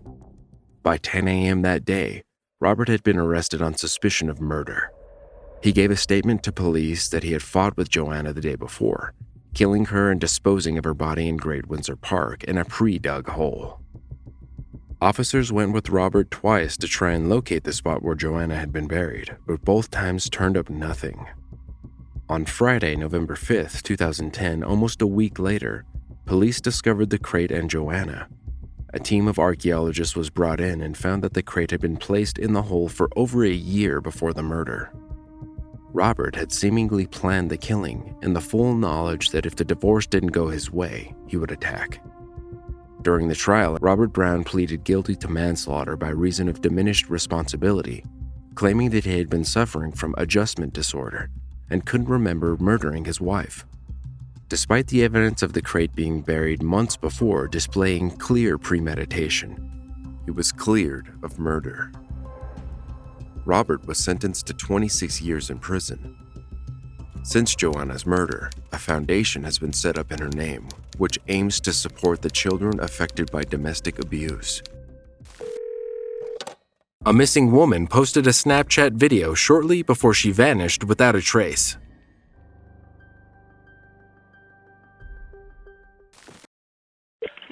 Where's your emergency? County, this is Hal with the 911 transfer. I have Charlene on the line. She is in Freehold. She'd like to report her 25-year-old daughter as missing. Okay, Charlene, you there? Yes. Alrighty. So, when did your daughter go missing? She left me at 10 o'clock last night. She was going back to her house, going back to my mom's house where she's staying. And I told her to text me or call me when she got home, and nothing. And I've been calling and texting her all day. I went over there at 4 o'clock, and her car was there, but she was supposed to be at work from 9 to 6. I went back there again, like around 8, 9 o'clock, and I found her phone, which she never goes anywhere without her phone, and I can't get into her phone. I can't remember her password, but I was able to see one of her notifications, and her job text her saying, you didn't show up to work today. Is everything okay? And we still haven't heard from her. She's still not home. Okay, what's her name? Stephanie. And last name? Cars, P as in Peter, A-R-Z-E. I've reached out to almost every friend that she has and everything. I can't, there's... Okay, do you know what kind of car Stephanie has? She has a white Hyundai Sonata. It's still in the driveway. So she didn't leave in her car? No, and apparently, like, her so-called ex-boyfriend there's a domestic violence thing going on in court, and my one daughter reached out to him to see whether or not he had seen her, and he said that he saw her last night. He stayed there, and she was getting ready for work this morning, and has not heard from her since all day. Okay. Charlene, but like I said, there's a what's a good phone number for you? thing with him. What's a good phone number for you, Charlene? And her phone was left at her house or with you? I left it at her house in case she came home. I put it on the charger because I noticed all day today, like when I checked it, because I did like find your device, and her location was off. So then when I went back to the house again this evening, I did to find your device again, but then I tried to play sound, and it rang, and I found it on the side of the couch. Okay.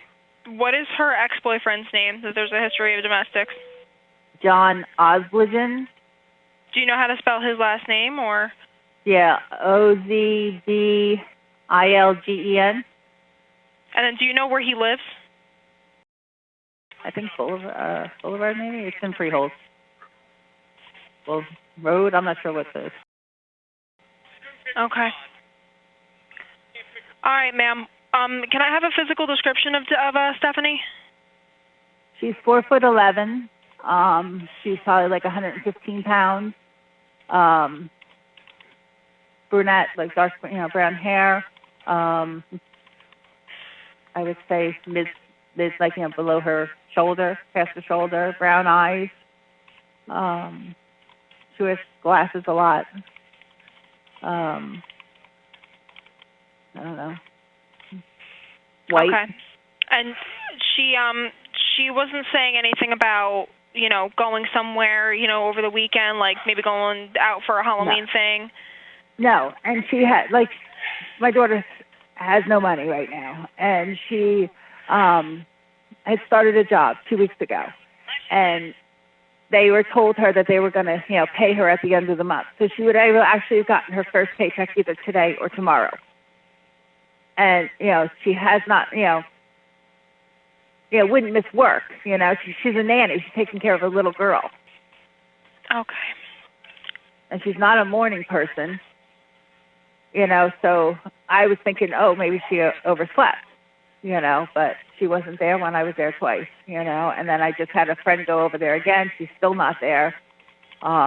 He even checked the backyard and the pool and everywhere, and she's still not there. And I've reached out to friends, and no one has heard from her. We're going to have an officer come out there and talk to you.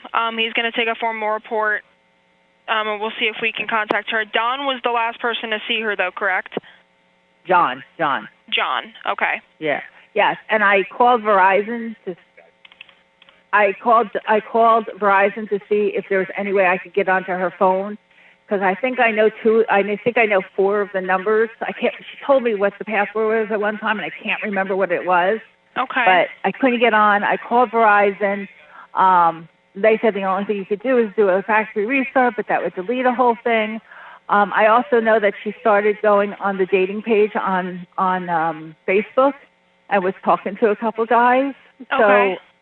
I don't know whether also like, but she would never meet somebody in the morning because she's not a morning person. She had to be at work at 9 o'clock, you know. Okay. But the funny thing is, like, if this guy John slept over last night and like she was getting ready for work, like, why would her phone be on the side of the couch? Right. Okay. Instead of like in the bedroom where she gets ready. She would only be sitting there if she was like sitting watching TV. Right. Yeah, I mean, so I don't, you know, whether he's just saying like he really slept over and has, you know, saw her this morning. Yeah, I don't know. Okay. I understand that you're upset right now. I would be too. I have an officer that's going to come over and they're going to talk to you. Okay. So he's going to be on his way in a few. Okay. So just make sure that either you have like a street or a porch light on or something. Yeah, we do. Yeah. Okay. Perfect. And I have 4 girls. You know, she's my oldest, and I even had like other people try and text her and stuff. But obviously, she didn't have her phone. She doesn't take her phone. She takes her phone everywhere. You know. So. Right. And her car is there. So she, you know. So. But all right, I'm going to go lock the dogs upstairs so that they don't bark. So Okay. with my daughter. All right. Thank Perfect. you. No problem, Charlene. All right. 25-year-old Stephanie Pars from New Jersey was last seen around 10 p.m. on October 30th, 2019. Pars left her mother's house that night to drive the few miles home and posted a Snapchat video on the way. Her car was found in her driveway and her phone was left behind. Friends and family combed the streets, handing out thousands of flyers and blasting information on social media. The 25-year-old lived alone in the house that belonged to her grandmother after moving in to care for her a few years before. In January 2020, Pars's ex-boyfriend was named as a suspect in her murder after her body was found in a wooded area of nearby Old Bridge. John Osbiljan, who was initially named a person of interest in her disappearance, was arrested on unrelated child pornography charges in November 2020. However, he won't be prosecuted as he took his life months before. In the note, he wrote he had had enough and that he could not do life in prison, and that this was the only choice. Osbiljan wrote that what his parents would hear in the news was true, except for the November charges. The suspect never disclosed where he had disposed of Pars's remains. A teen's life changed forever during an argument with her ex-military boyfriend. In June 2011, a witness called 911. This call would lead to a bizarre story unraveling. Police department? Yes, I just saw someone jump out of their window out of probably the 17th, 19th floor of the University Club Tower apartment. The name of that place is University Club. The glass broke and he fell down. Okay. 1, 2, 3, 4, 5, 6, 7, 8, 9, 10, 11, 12, 13, 14, 15, 17th floor. Wow, 17th floor. All right, sir. We got help on the way then. All right, thank you, sir. You're welcome. 19-year-old Amber Hilberling was 7 months pregnant when her husband, 23-year-old Josh, allegedly fell from the 25th-story window of their Tulsa apartment. It was a tumultuous marriage from the start, and the two were married for a year. Due to a history of substance and physical abuse, the couple was in the middle of splitting up when the tragedy happened. Amber later told Dr. Phil that she screamed at Josh and called him a coward before shoving him. She then took an elevator down to her husband's body and rolled him over. When paramedics arrived, Amber told him repeatedly that she had pushed him out of the window, but she maintained that he abused her and that she panicked and pushed him. Amber was arrested and charged with second-degree murder. There was a history of abuse on both sides of the relationship. 1 month before his death, Josh filed for a protective order against his wife after she threw a lamp at him, causing an injury that required stitches and staples. In a video taken at the Tulsa Police Department, Amber says, Josh's parents kept saying if we stayed together, I'm going to kill him. Meanwhile, Josh's U.S. Air Force file details an incident in which he threw a plate at Amber and attempted to snap one of her breast implants.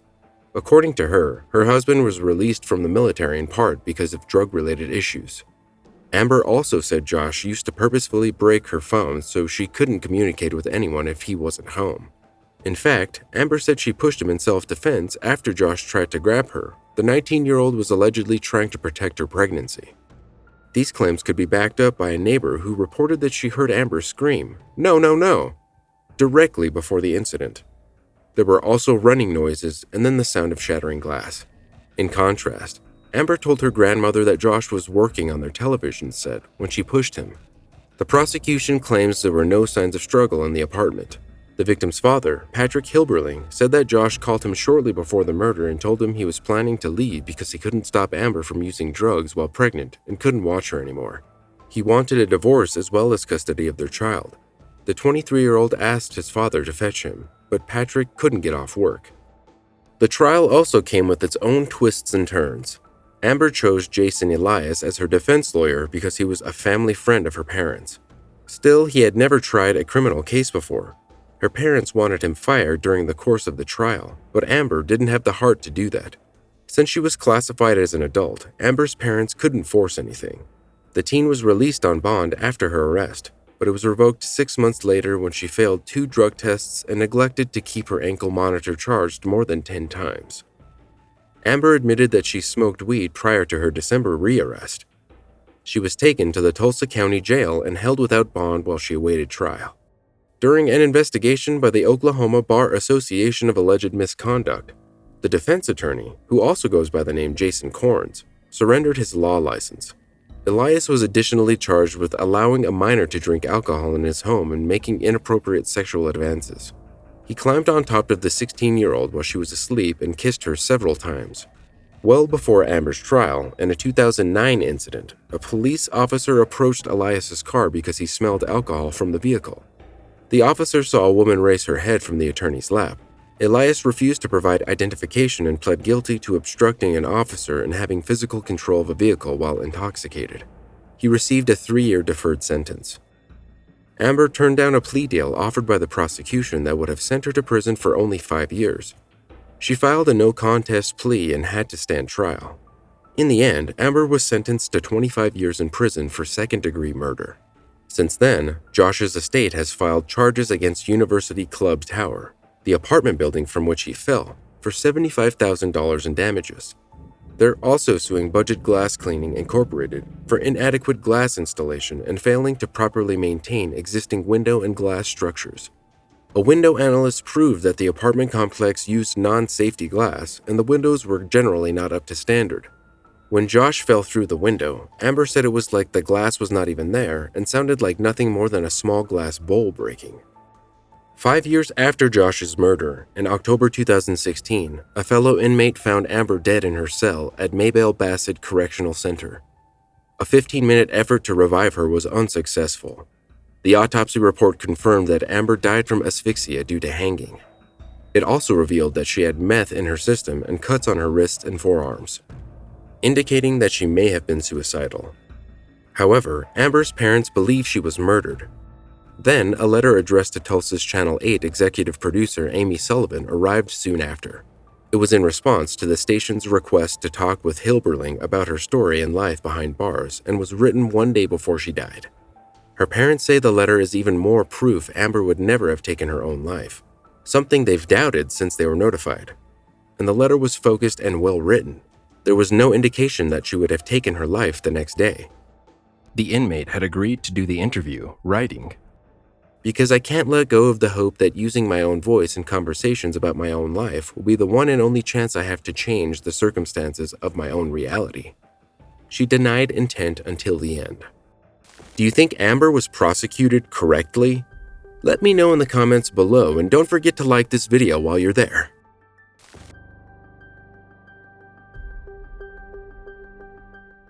After a fun night out, 21-year-old Samantha Josephson booked an Uber from the club, but she landed up getting in a different car instead. Yeah, it's really hard. 911, what's emergency? Hi, we were just gonna call to let you know our friend is missing. So you want to make a missing person report? Yeah, it hasn't been like 24 hours or anything, but if we could go ahead and do that, like, that'd be really nice. Yeah, it don't have to be 24 hours if we report anybody missing. Oh, I don't know why I thought that. Oh, no. Okay, What's the address? Where are you located?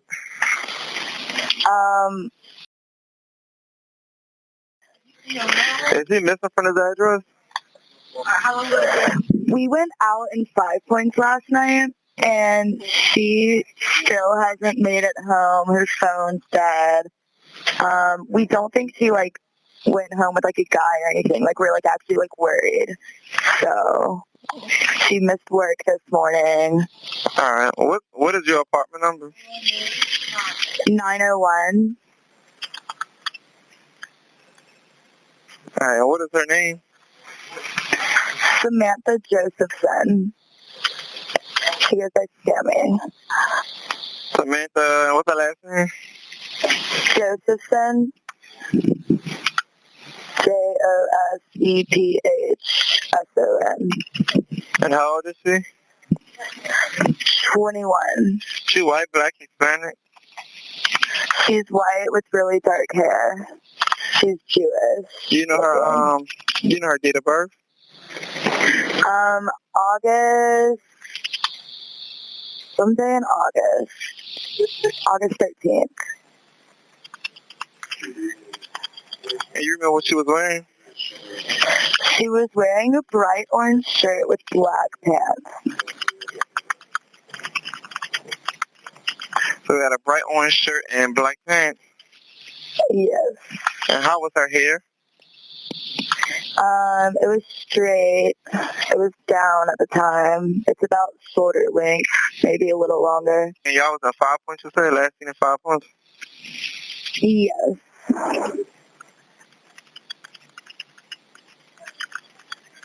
Okay, and what is your name?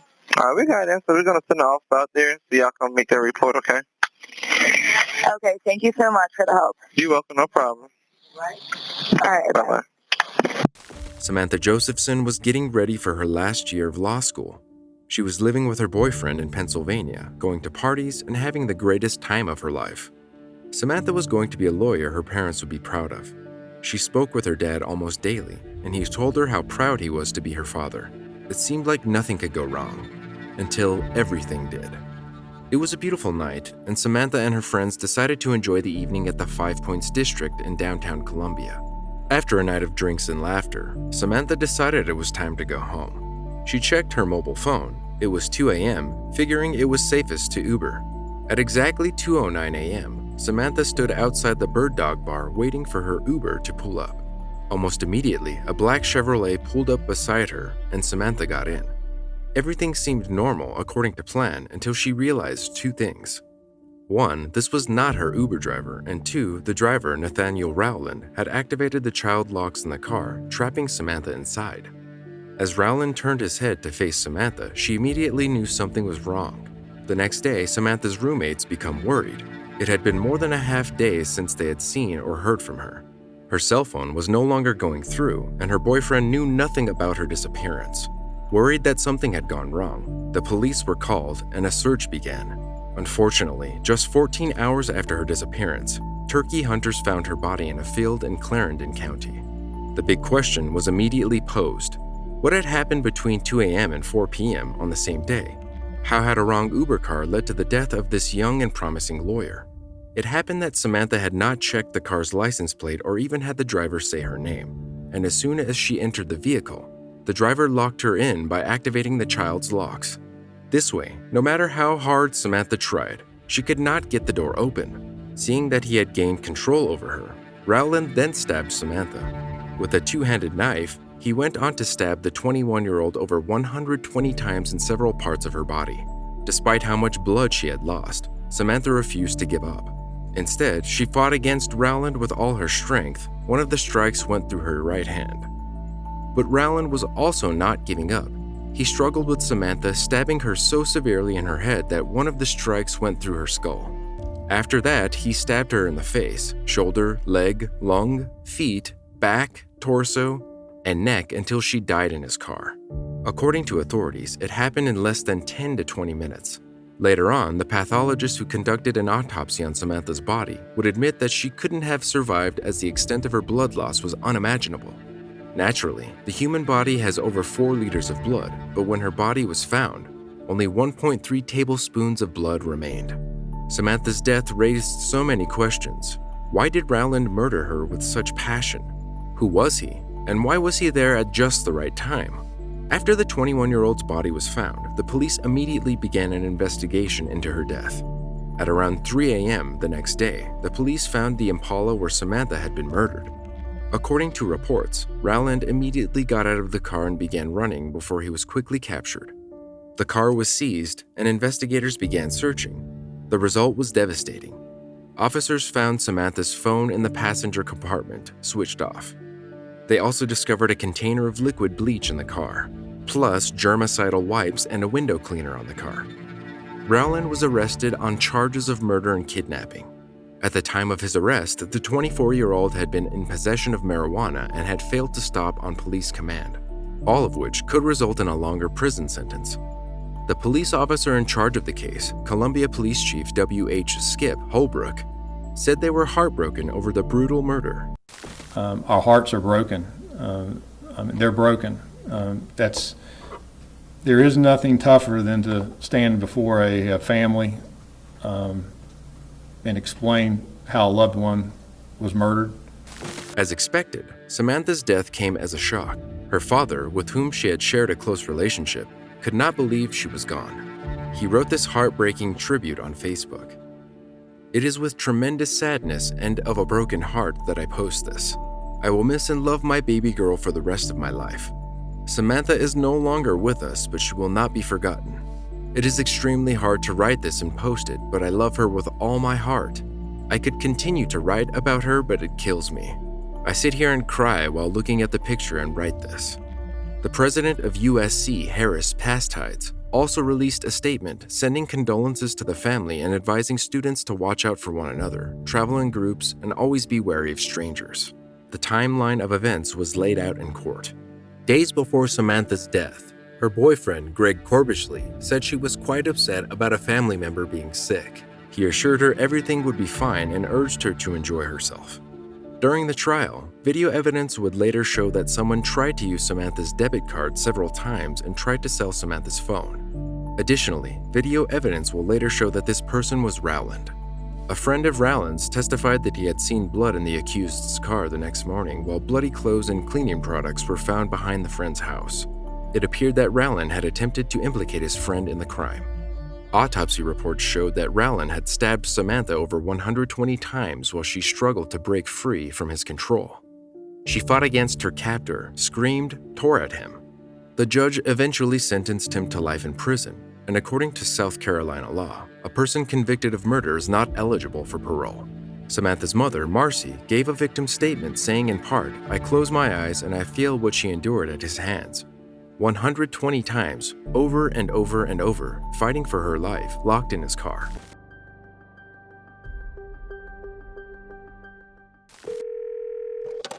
In a thrilling high-speed chase, a woman shocks everyone by calling 911, defiantly vowing not to stop.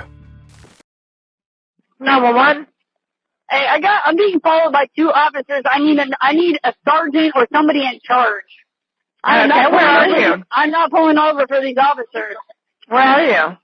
I am at County Road 210, the light, and St. John's Parkway. Okay. I need an officer in charge of these officers. They're coming to my car. If they threaten me, it's going to be a bad day. And why is it going to be a bad day? Because they should not have stopped me. I was going 20 miles an hour. I don't stop St. John's Parkway? Okay, what type of vehicle are you in? I'm in a purple Charger. They're following. Which way are you driving? I'm driving towards the shop that's called Fine Jewelry and Diamonds. Yeah, what car is it? Yes. He's trying to hit my car now. He's trying to hit my car now. It's a female. Can you pull over? Which call is it? Huh? Okay, can you pull over? These guys are following me. They have guns and they have cars. Okay, what is your name?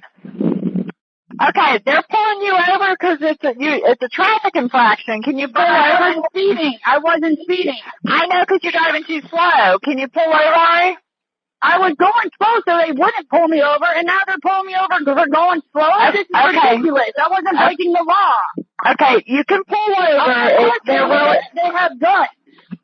Okay, they're not going to shoot you. Can you pull over? They shoot innocent people every day. People shoot innocent people. Kid, I'm not going to deal with it. I'm not getting arrested, and I'm not getting harassed, and I'm not getting touched. If one of these guys touches me, I'm going to sue the out of you. Okay, can you pull over? I'm going in the store with my friend where I'm safe. What store are you going into? In December 2019, 42-year-old Mary Ruth Mayfield was behind the wheel of her Dodge Charger, racing at an astonishing 110 miles per hour in a 55 miles per hour zone. When a deputy tried to pull her over in St. Johns County, Mayfield didn't immediately comply but eventually slowed down. Seeking an escape route, Mayfield dashed into a nearby shopping center, disregarding the officer's orders. Inside a jewelry store, a deputy chased after her using a taser gun to subdue and apprehend her. The charges she faced included fleeing from law enforcement, reckless driving, and resisting an officer without violence. Despite the severity of the situation, Mayfield was granted release on a $6,000 bond. A 16-year-old boasted about 2 brutal murders, telling neighbors, "Those 2 bodies back there, I did that."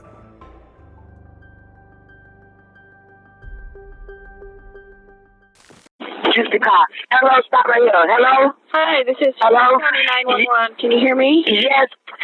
Yes, we just rolled through the old projects and we see a white dude laid, he's blood everywhere, he just laid out. Okay. I don't know if he's dead or not. Excuse me? Where at, please? And in the old projects, I don't know what it's called. What you see it? I don't know what it's called, but it's right. It's right off of, it's off of, I don't know. Okay, the old project. Okay, your phone keeps cutting out, so I may have to ask you to repeat some stuff, okay? And you saw him laying on the ground, ma'am? Disconnecting my Hello? here. Yes, ma'am. I'm sorry, your phone's cutting out. Yeah, I just cannot take, Okay. Hello? Hi. Yes. Okay, you said he was a white male laying. No, this is yes, he's laying on the ground. I think he's dead, ma'am. I don't know. We just rolled through there. Don't hang up, okay? Is he in the roadway or on the sidewalk? That Friday night, 2 British tourists went bar hopping in downtown Sarasota, Florida. That would be the last time they were seen alive. In the early hours of Saturday, April 16, 2011, university friends 25-year-old James Cooper and 24-year-old James Kuzara's bodies were found. According to sources in the neighborhood, they had been lured into an ambush by masked gunmen. As the victims attempted to run away, they were shot multiple times. The killer then left them to die. Their bodies were found 50 feet apart, surrounded by at least 20 bullet cases from a semi-automatic handgun. Cash was found on both men. Sadly, by the time the ambulance arrived, it was too late. Cooper and Kuzaris were covered and taken away while police put yellow tape up. Speculation was rife that the Britons were in the area to buy drugs, but Sarasota police said there was no evidence of this. Instead, they believed the victims may have accepted the offer of a lift back to their upmarket resort 12 miles away, only to find themselves being set up for robbery. Soon after, police released CCTV stills from a bar showing Cooper and Kuzaris enjoying themselves just hours before. When 16-year-old Sean Tyson was arrested and charged with 2 counts of murder following the shootings, it came to light that this wasn't his first offense. In fact, the teen had been freed just hours before, despite charges of aggravated assault with a deadly weapon. Tyson had allegedly shot into a car during an armed robbery, but since it was his first offense, he was released while police investigated. James Cooper was a tennis coach who once played Andy Murray, and James Kuzaris was a town planner and leading amateur rugby player. The friends met while studying at Sheffield University in England. The pair had traveled to Florida the week before to celebrate Cooper's 25th birthday. They planned to stay with Cooper's parents, Stanley and Sandra, at their $2,000 a week rented condominium in Longboat Key, an island resort renowned for its pristine white sandy beaches, for 3 weeks. So why were they in the dangerous neighborhood that night? Not even James Cooper's girlfriend could answer that. 31-year-old Gina Cross lived in Florida and said, as a local, even she wouldn't go there. The couple had kept in constant contact since meeting 2 years before and spent the night together that Thursday. And Cross had planned to introduce Cooper to her friends that Saturday evening. Meanwhile, James Couzaris' ex-girlfriend, Liz Clare, also denied the drug rumors. She said, I was with James for 3 years and he was so cautious. We used to call him Granddad because he was so cautious. During the trial, Tyson's former friends gave damning testimony against him, telling the court that the suspect had asked him to dispose of the weapon and bullet casings. Detectives never recovered the gun, but the witness led them to the incriminating bullet shells. Another witness saw the teen climbing into the window of his mother's house after the shooting. Tyson claimed he was sleeping during that time. However, telephone records proved he was making and receiving calls on his mobile. On day 4, the most compelling testimony came out. Witnesses said the teen boasted about the shooting, even though the tourists spent their final moments pleading for their lives. Tyson, who denied 2 counts of premeditated first-degree murder, declined to take the stand. Public defender Carolyn Schlemmer attacked the integrity of the witnesses and claimed their evidence was tainted because some were offered deals to avoid prosecution and another was found new accommodation in exchange for testimony. On March 29, 2012, nearly a year later, Sean Tyson was sentenced to life in prison after being found guilty of first-degree murder.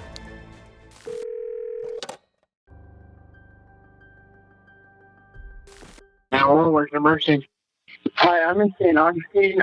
My neighbor's kids just ran over and said that the parents had killed themselves. And I think the daughter has blood on her. I'm out in front of their house. Both their cars are here. The parents have been split up.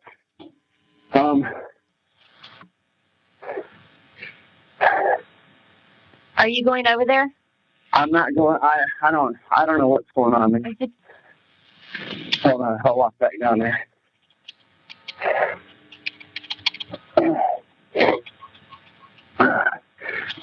She came in. They're pounding on our door. I opened the door. She looks like she got blood on her hands, yelling her parents killed herself. Hey, what's going on, man? The cops are coming, man. Put that down. What do they have? You got a gun. The cops are here. Who has a gun? Put it down, man. Somebody has a gun. The cops are here. Who has a gun? Did he put it down? The husband's got it. He's got it in his hand. Sam, drop it, man. The husband, is he alive? Somebody's yelling. The cops are. He won't put it down. He won't put it down? Get everybody else inside your house. Tell that little girl to go inside. They're inside. He's got his hands up. What is that? Oh, he's dead. He's dead. Okay, where's the little girl at? They're inside. Do not come out of the house, Deanna. Okay, is that the same male that the daughter said killed himself? That's her dad. Okay. Stay inside. The dad came out. He said, I just killed her. He had a shotgun in his hand. I backed away. The cops pulled up. He wouldn't drop the gun. He raised it up. He had his hands up, and then he aimed it at them, and they shot him. I saw the whole thing. They didn't have a choice. He wouldn't put it down. He would not take it away from them. Okay. He had it aiming right at him. Timothy West and his wife Tanya had been together for 15 years. On the outside, the couple had 2 children, were in love, and had set up a home together in St. Augustine, Florida. But beneath the surface, cracks had formed. 6 months earlier, their relationship had soured after what friends described as a lover's scuffle, and the pair had recently begun living separately. On December 29, 2014, Tanya arrived at Timothy's Somerville Circle home to pick up her 2 children. But instead of the usual handoff the pair had quickly become accustomed to, the scene soon turned violent when Tim pulled out a gun, shooting Tanya dead in front of her 2 children. Afraid for her life, Tanya's teenage daughter and 6-year-old son fled the home and sought refuge with a neighbor across the street, telling him that both of her parents had killed themselves. But, as you heard on the call, Timothy survived. Police arrived within minutes and found Timothy West armed and wielding a pistol-grip 12-gauge shotgun. He was shouting obscenely from outside his home. The officers, Sergeant James Priester and Deputy Joshua Butler, attempted to negotiate with the man, ordering him to put the gun down. However, the shooter continued to ignore both officers and aimed his weapon at the pair, forcing their hands and leaving the 48-year-old dead in his front yard. It was later deemed a suicide by cop. After Timothy was pronounced dead, Sergeant Priester and Deputy Butler entered the home and found 33-year-old Tanya dead on the floor. She had suffered from multiple gunshot wounds. Unfortunately, despite their best efforts, there was nothing they could do to save her. The couple's 2 children were taken in by close family, and the 2 officers involved in the shooting were placed on administrative leave pending the investigation. The neighbor who made the 911 call, his wife, and other witnesses on the scene all gave statements that the 2 officers were given no choice but to shoot. Soon enough, they were cleared of any wrongdoing, and no charges were filed against them. A heartless killer tells his son, "I made her parents happy. They hated her."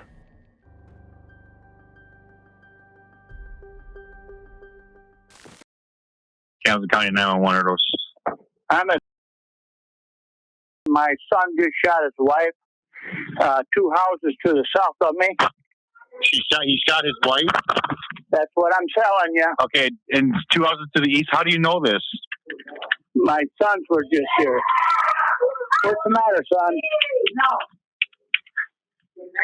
What's the matter, son? What's the matter? Right, what is your name, sir? Sick of being called lousy father? Sick of being called lousy father? Okay, you got to get here. My son just shot his wife. Okay. Is she dead? My son's here right now. Okay, what house is his wife at? 2 houses east. Okay, do you know the address? No, I do not. No. All right. Sherman, your name is Sherman, right? Yes. Sherman Kovac? Yes. Okay. And you're calling from? Sir, I got people en route, okay? I got help on the way, okay? Now I need to get some information from you, sir. Okay? What is your son's name? What is your son's name, sir? John Kovac. No. What is the first name? No, you're not. What's his first name? John, John. And how old is he? 40.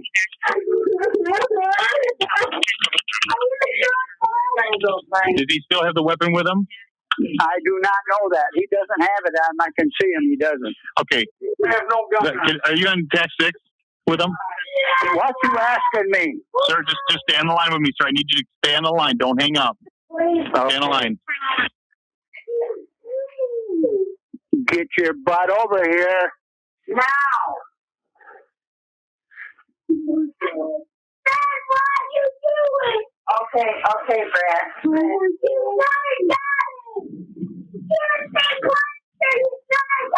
All right, I'm still with you. What is he wearing? He's wearing a black T-shirt with camo shorts. White male or black male? White male. Black T-shirt, camo shirt, shorts. What's that? I'm just repeating it.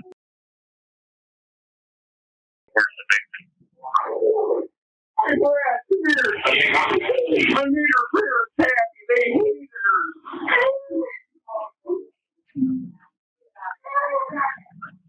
Can you get here? Sir, I have several units en route. Okay, you got to bear with me. I just need to get some information from you. Hey, where's John? Sir, I know where you're at. You know that. Where's my boy? Is he inside or outside? Inside. He does not have a gun. Okay, is he being violent towards you? No.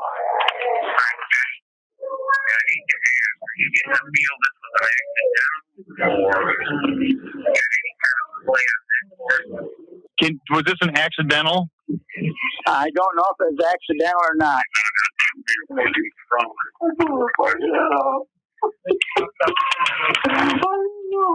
Is that him in the background? What are you asking me? Is that him crying in the background? Yes. Okay.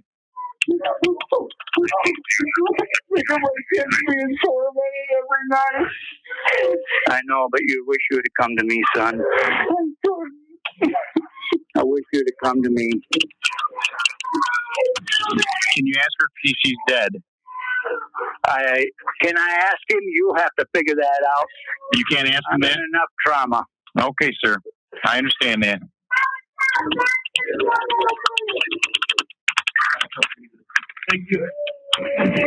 Okay, where's he at now? I got him in my arms. Okay.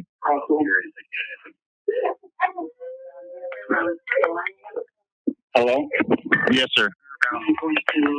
Hello? Hello? I'm unarmed. I'm at my mom and dad. John? Is this John? Okay, Yes, John. I just shot my wife. Okay, was this deliberate, John, or did you accidentally shoot her? I don't know. Okay. She screamed at me. She screamed at my kids over boiled hot. I'm on the phone with him right now. Excuse me? John, I got heavy. Hold on a second. Don't hang up, please. Yes. I'm unarmed. My kids are present. I will come out. I don't care. You there? Yes, I'm here. I can't Okay, I need you. Listen, hey, John, I need you to walk outside with your hands in the air. Not a problem, Mom. Okay, give the phone to your dad and walk outside. Give the phone to your dad and walk outside with your hands in the air, slowly. Okay. Not a problem. Take phone, Dad. Take phone.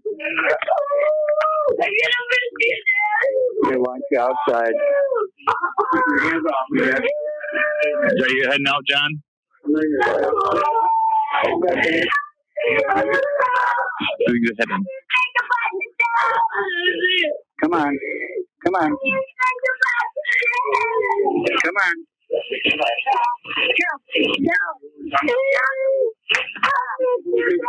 Is he, hello?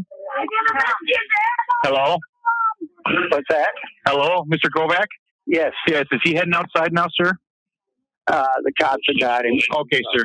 All right. In January 2013, a married couple, John and Nancy Kovac, began fighting over who would cook that night's dinner, boiled hot dogs in Comstock, Michigan. The fight escalated until John lost his temper and fatally shot his wife. He said that his wife started screaming at him and his kids and that he simply could not take the verbal abuse anymore. After the confrontation, John took his children and ran to his parents' house nearby. They then called 911 to report the incident. The couple's 2 young boys were inside the home during the shooting. Before their father surrendered to the police, they tried to say goodbye to him, probably knowing they wouldn't see him for a long time. They were later put in the custody of Child Protective Services. During the trial, one of John's children, Jason, asked the prosecutor, "Are my answers going to put my dad in jail?" To which the prosecutor answered, "No, Jason, your dad did that to himself." When he pleaded guilty, the killer told the judge he had planned to take his own life in the couple's bedroom following an argument, but instead shot and killed his wife after she confronted him and called him a coward. During his closing argument, John said he hoped his children would understand one day. In September 2013, he was charged with open murder and later sentenced to a minimum of 20 years in prison following a plea deal to avoid a possible life sentence.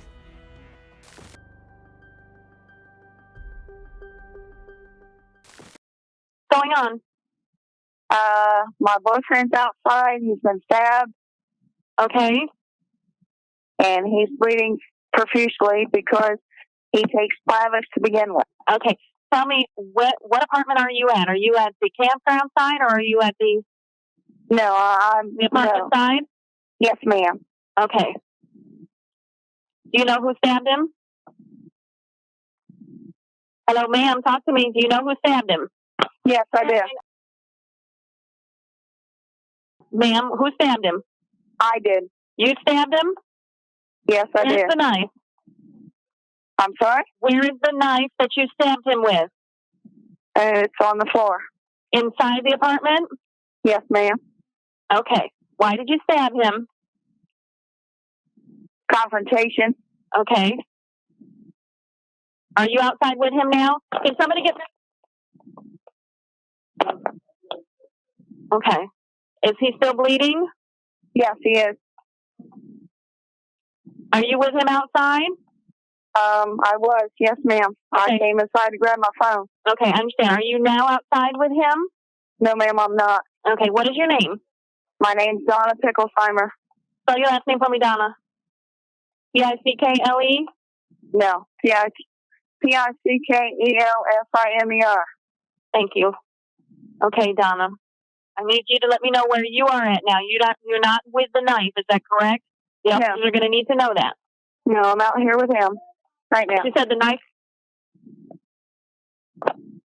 Oh my God, I think he's dead. Wait a minute, is he breathing or not breathing? I don't know. Okay, is his chest rising and falling? No. No, okay, so he's not breathing? I don't know, ma'am. Are you outside with him or are you inside? Yes, I am. He's out? Yes, I am. Yes, he stabbed him. Inside? He's dead. Did you take his pulse? What makes you think he's dead? Donna, EMS is on the way as well. Tell me why you think he's dead. Did you take his pulse? There is no pulse, ma'am. No pulse? Okay, stay with me, Donna, okay? Tell me There is no pulse. There is no pulse. What's your boyfriend's name? Sean Haney. Sean Haney?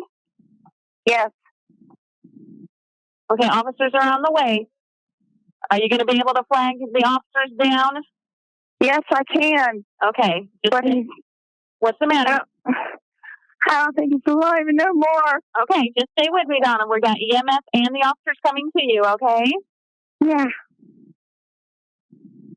Did you just try to take his pulse? I'm sorry? I said, did you try to take his pulse? Yeah, I don't feel anything. Okay.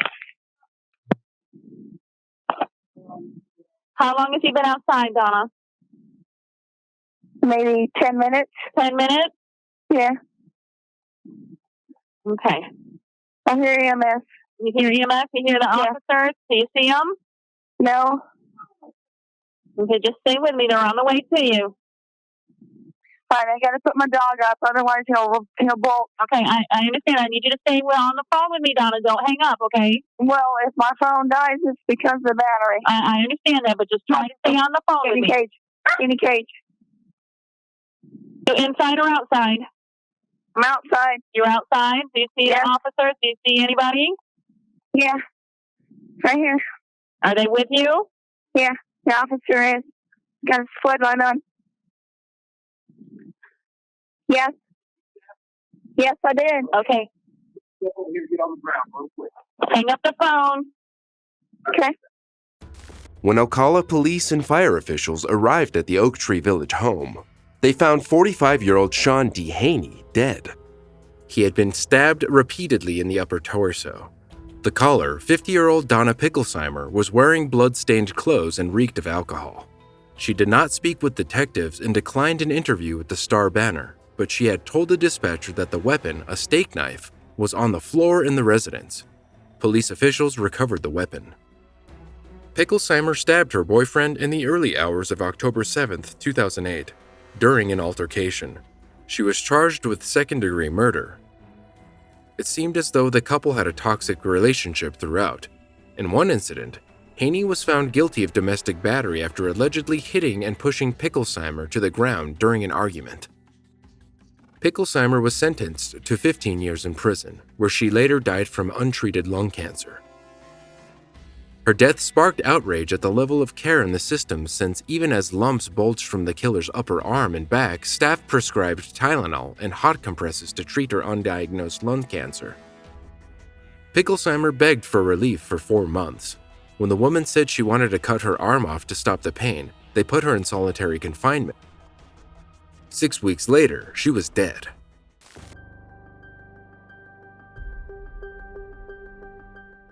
Gina Gonzalez survived an attack on her family by playing dead in the kitchen after being shot multiple times in the leg during a home invasion. 911, where's your emergency? No, somebody just came in and shot my daughter and my husband. They shot them? What's your Arizona? And what's your And they shot your husband and your daughter? Are they unconscious? Please, ma'am, please. She's bleeding out of her mouth. Please. How old is your daughter? She's 10. 10? And where were they shot? In the head. In the head. Should I pick her up so she's not bleeding? No, I want you to leave her where she is, okay? What I'm going to do, are they still there, the people who are there that shot him? They're coming back in. They're coming back in.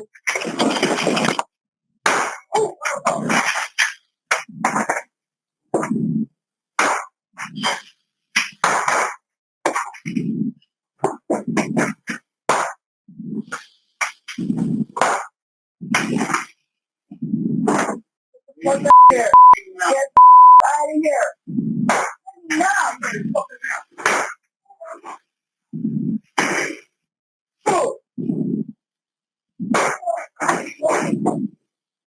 Hello? Are you still there? Are you okay? Ma'am, I don't know. I'm scared. Okay, how many people were there? I don't know, ma'am. I was asleep and I can't even move. I've been shot myself. Okay, where were you shot? I think I'm shot in the leg. I'm not sure, ma'am. Okay. Please hurry. Are you armed? Yeah.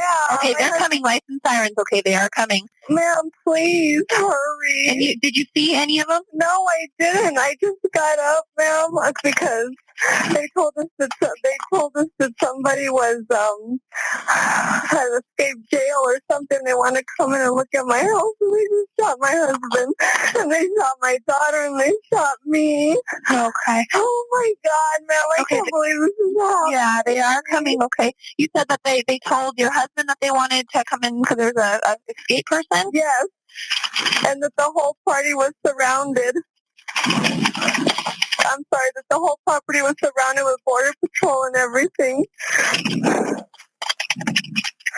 Oh, my leg is killing me, ma'am. How long is it going to take them to get here? Okay, and are they still in the house? I don't know, ma'am. I'm just sitting right here bleeding like crazy, and I got this gun loaded. Where in the house are you? I'm in the kitchen right here, just staring at. Are you with your husband and your daughter? No, I don't even want to look at them, ma'am.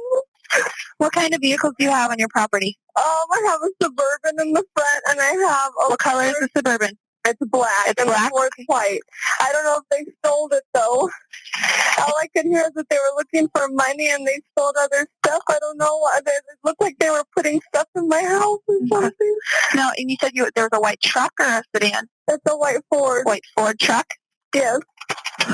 And did it sound like males were talking? There was a male and there was a shorter, fat woman.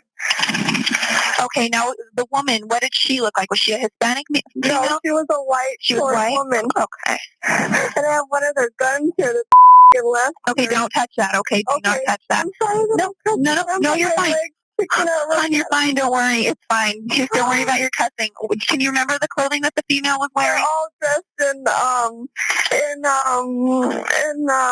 camouflage. Camel, like green camouflage? I couldn't tell, and the guy is like super tall. And the male, was he also white? Yes. Okay. And then a Mexican came in. So there was a white male, a white female, and a Mexican male? Yes. And was he tall or was he like average? No, he was like almost 6-something. He was tall also? They shot me and I pretended like I was dead and my daughter was crying. And they shot her too. They shot her again after the first time you told me? They shot her like 2-3 times. Okay, is there anybody else in the house of your family? By myself. Okay, so it's just you, your husband, and your daughter that were in the house? Yeah. Do you have any dogs, anything in the house? There was a couple of dogs, but I think they went out when the door opened. Okay.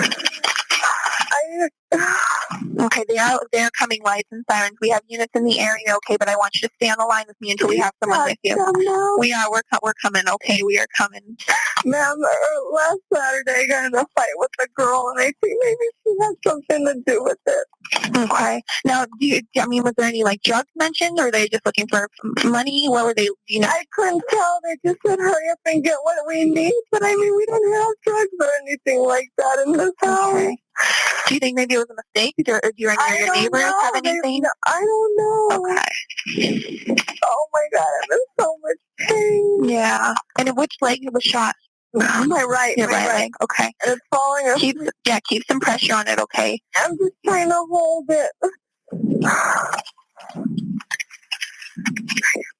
killed my husband now. What am I gonna do? I don't know, honey. We'll get somebody out there for you and they'll help you through this, okay? The gun that you said they left behind, is that a handgun? Ow, ow, ow. Oh my God. It looks like a sawed-off shotgun or something like that. And you didn't touch it, right? No, I can't move, ma'am. That's good. Don't touch it. As soon as I thought they had left, and I think she came back because they forgot the gun, and I jumped up too. Okay. My husband's always had a gun in the house just in case. And that's good that you know how to use it. Did you hit any of them, or any of them wounded? You know? Oh, ma'am. Was that you shooting that I heard also? No, he was shooting. He was shooting at you, and you don't think you hit any of them? No. Okay. Did you shoot off any rounds from your gun? Yes. Okay. Oh my God, ma'am. How many shots do you think you shot off? I don't know, whatever you heard. Okay. So was that only you shooting, or did they shoot too? No, they were shooting too. Okay. Oh my God. Okay. And now, did you hear any vehicles speed off after they left this last time? I just heard some doors shut. You heard doors shut, but that was it? Okay. Sound like they have any accents of any kind? Were they speaking like normal English, like you and me? The two first ones came in were speaking English to us, and we were asking what's going on, and they were telling us you don't have the right to ask any questions right now. We need to check your house for this, and this. And my husband's like, why do you have paint on your gun? And that's why they shot him. Oh, okay. Did you notice they took anything? How are you doing? Are you holding up okay?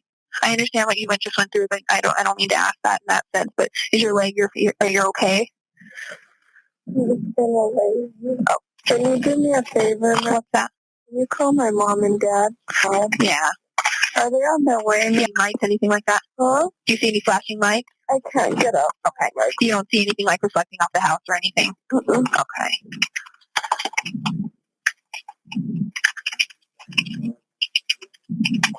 Okay, we do have units there. Keep me on the line, okay, until there's someone with you. You're sure it's them? I'm sure it's them. My dispatcher just told me that someone's there now.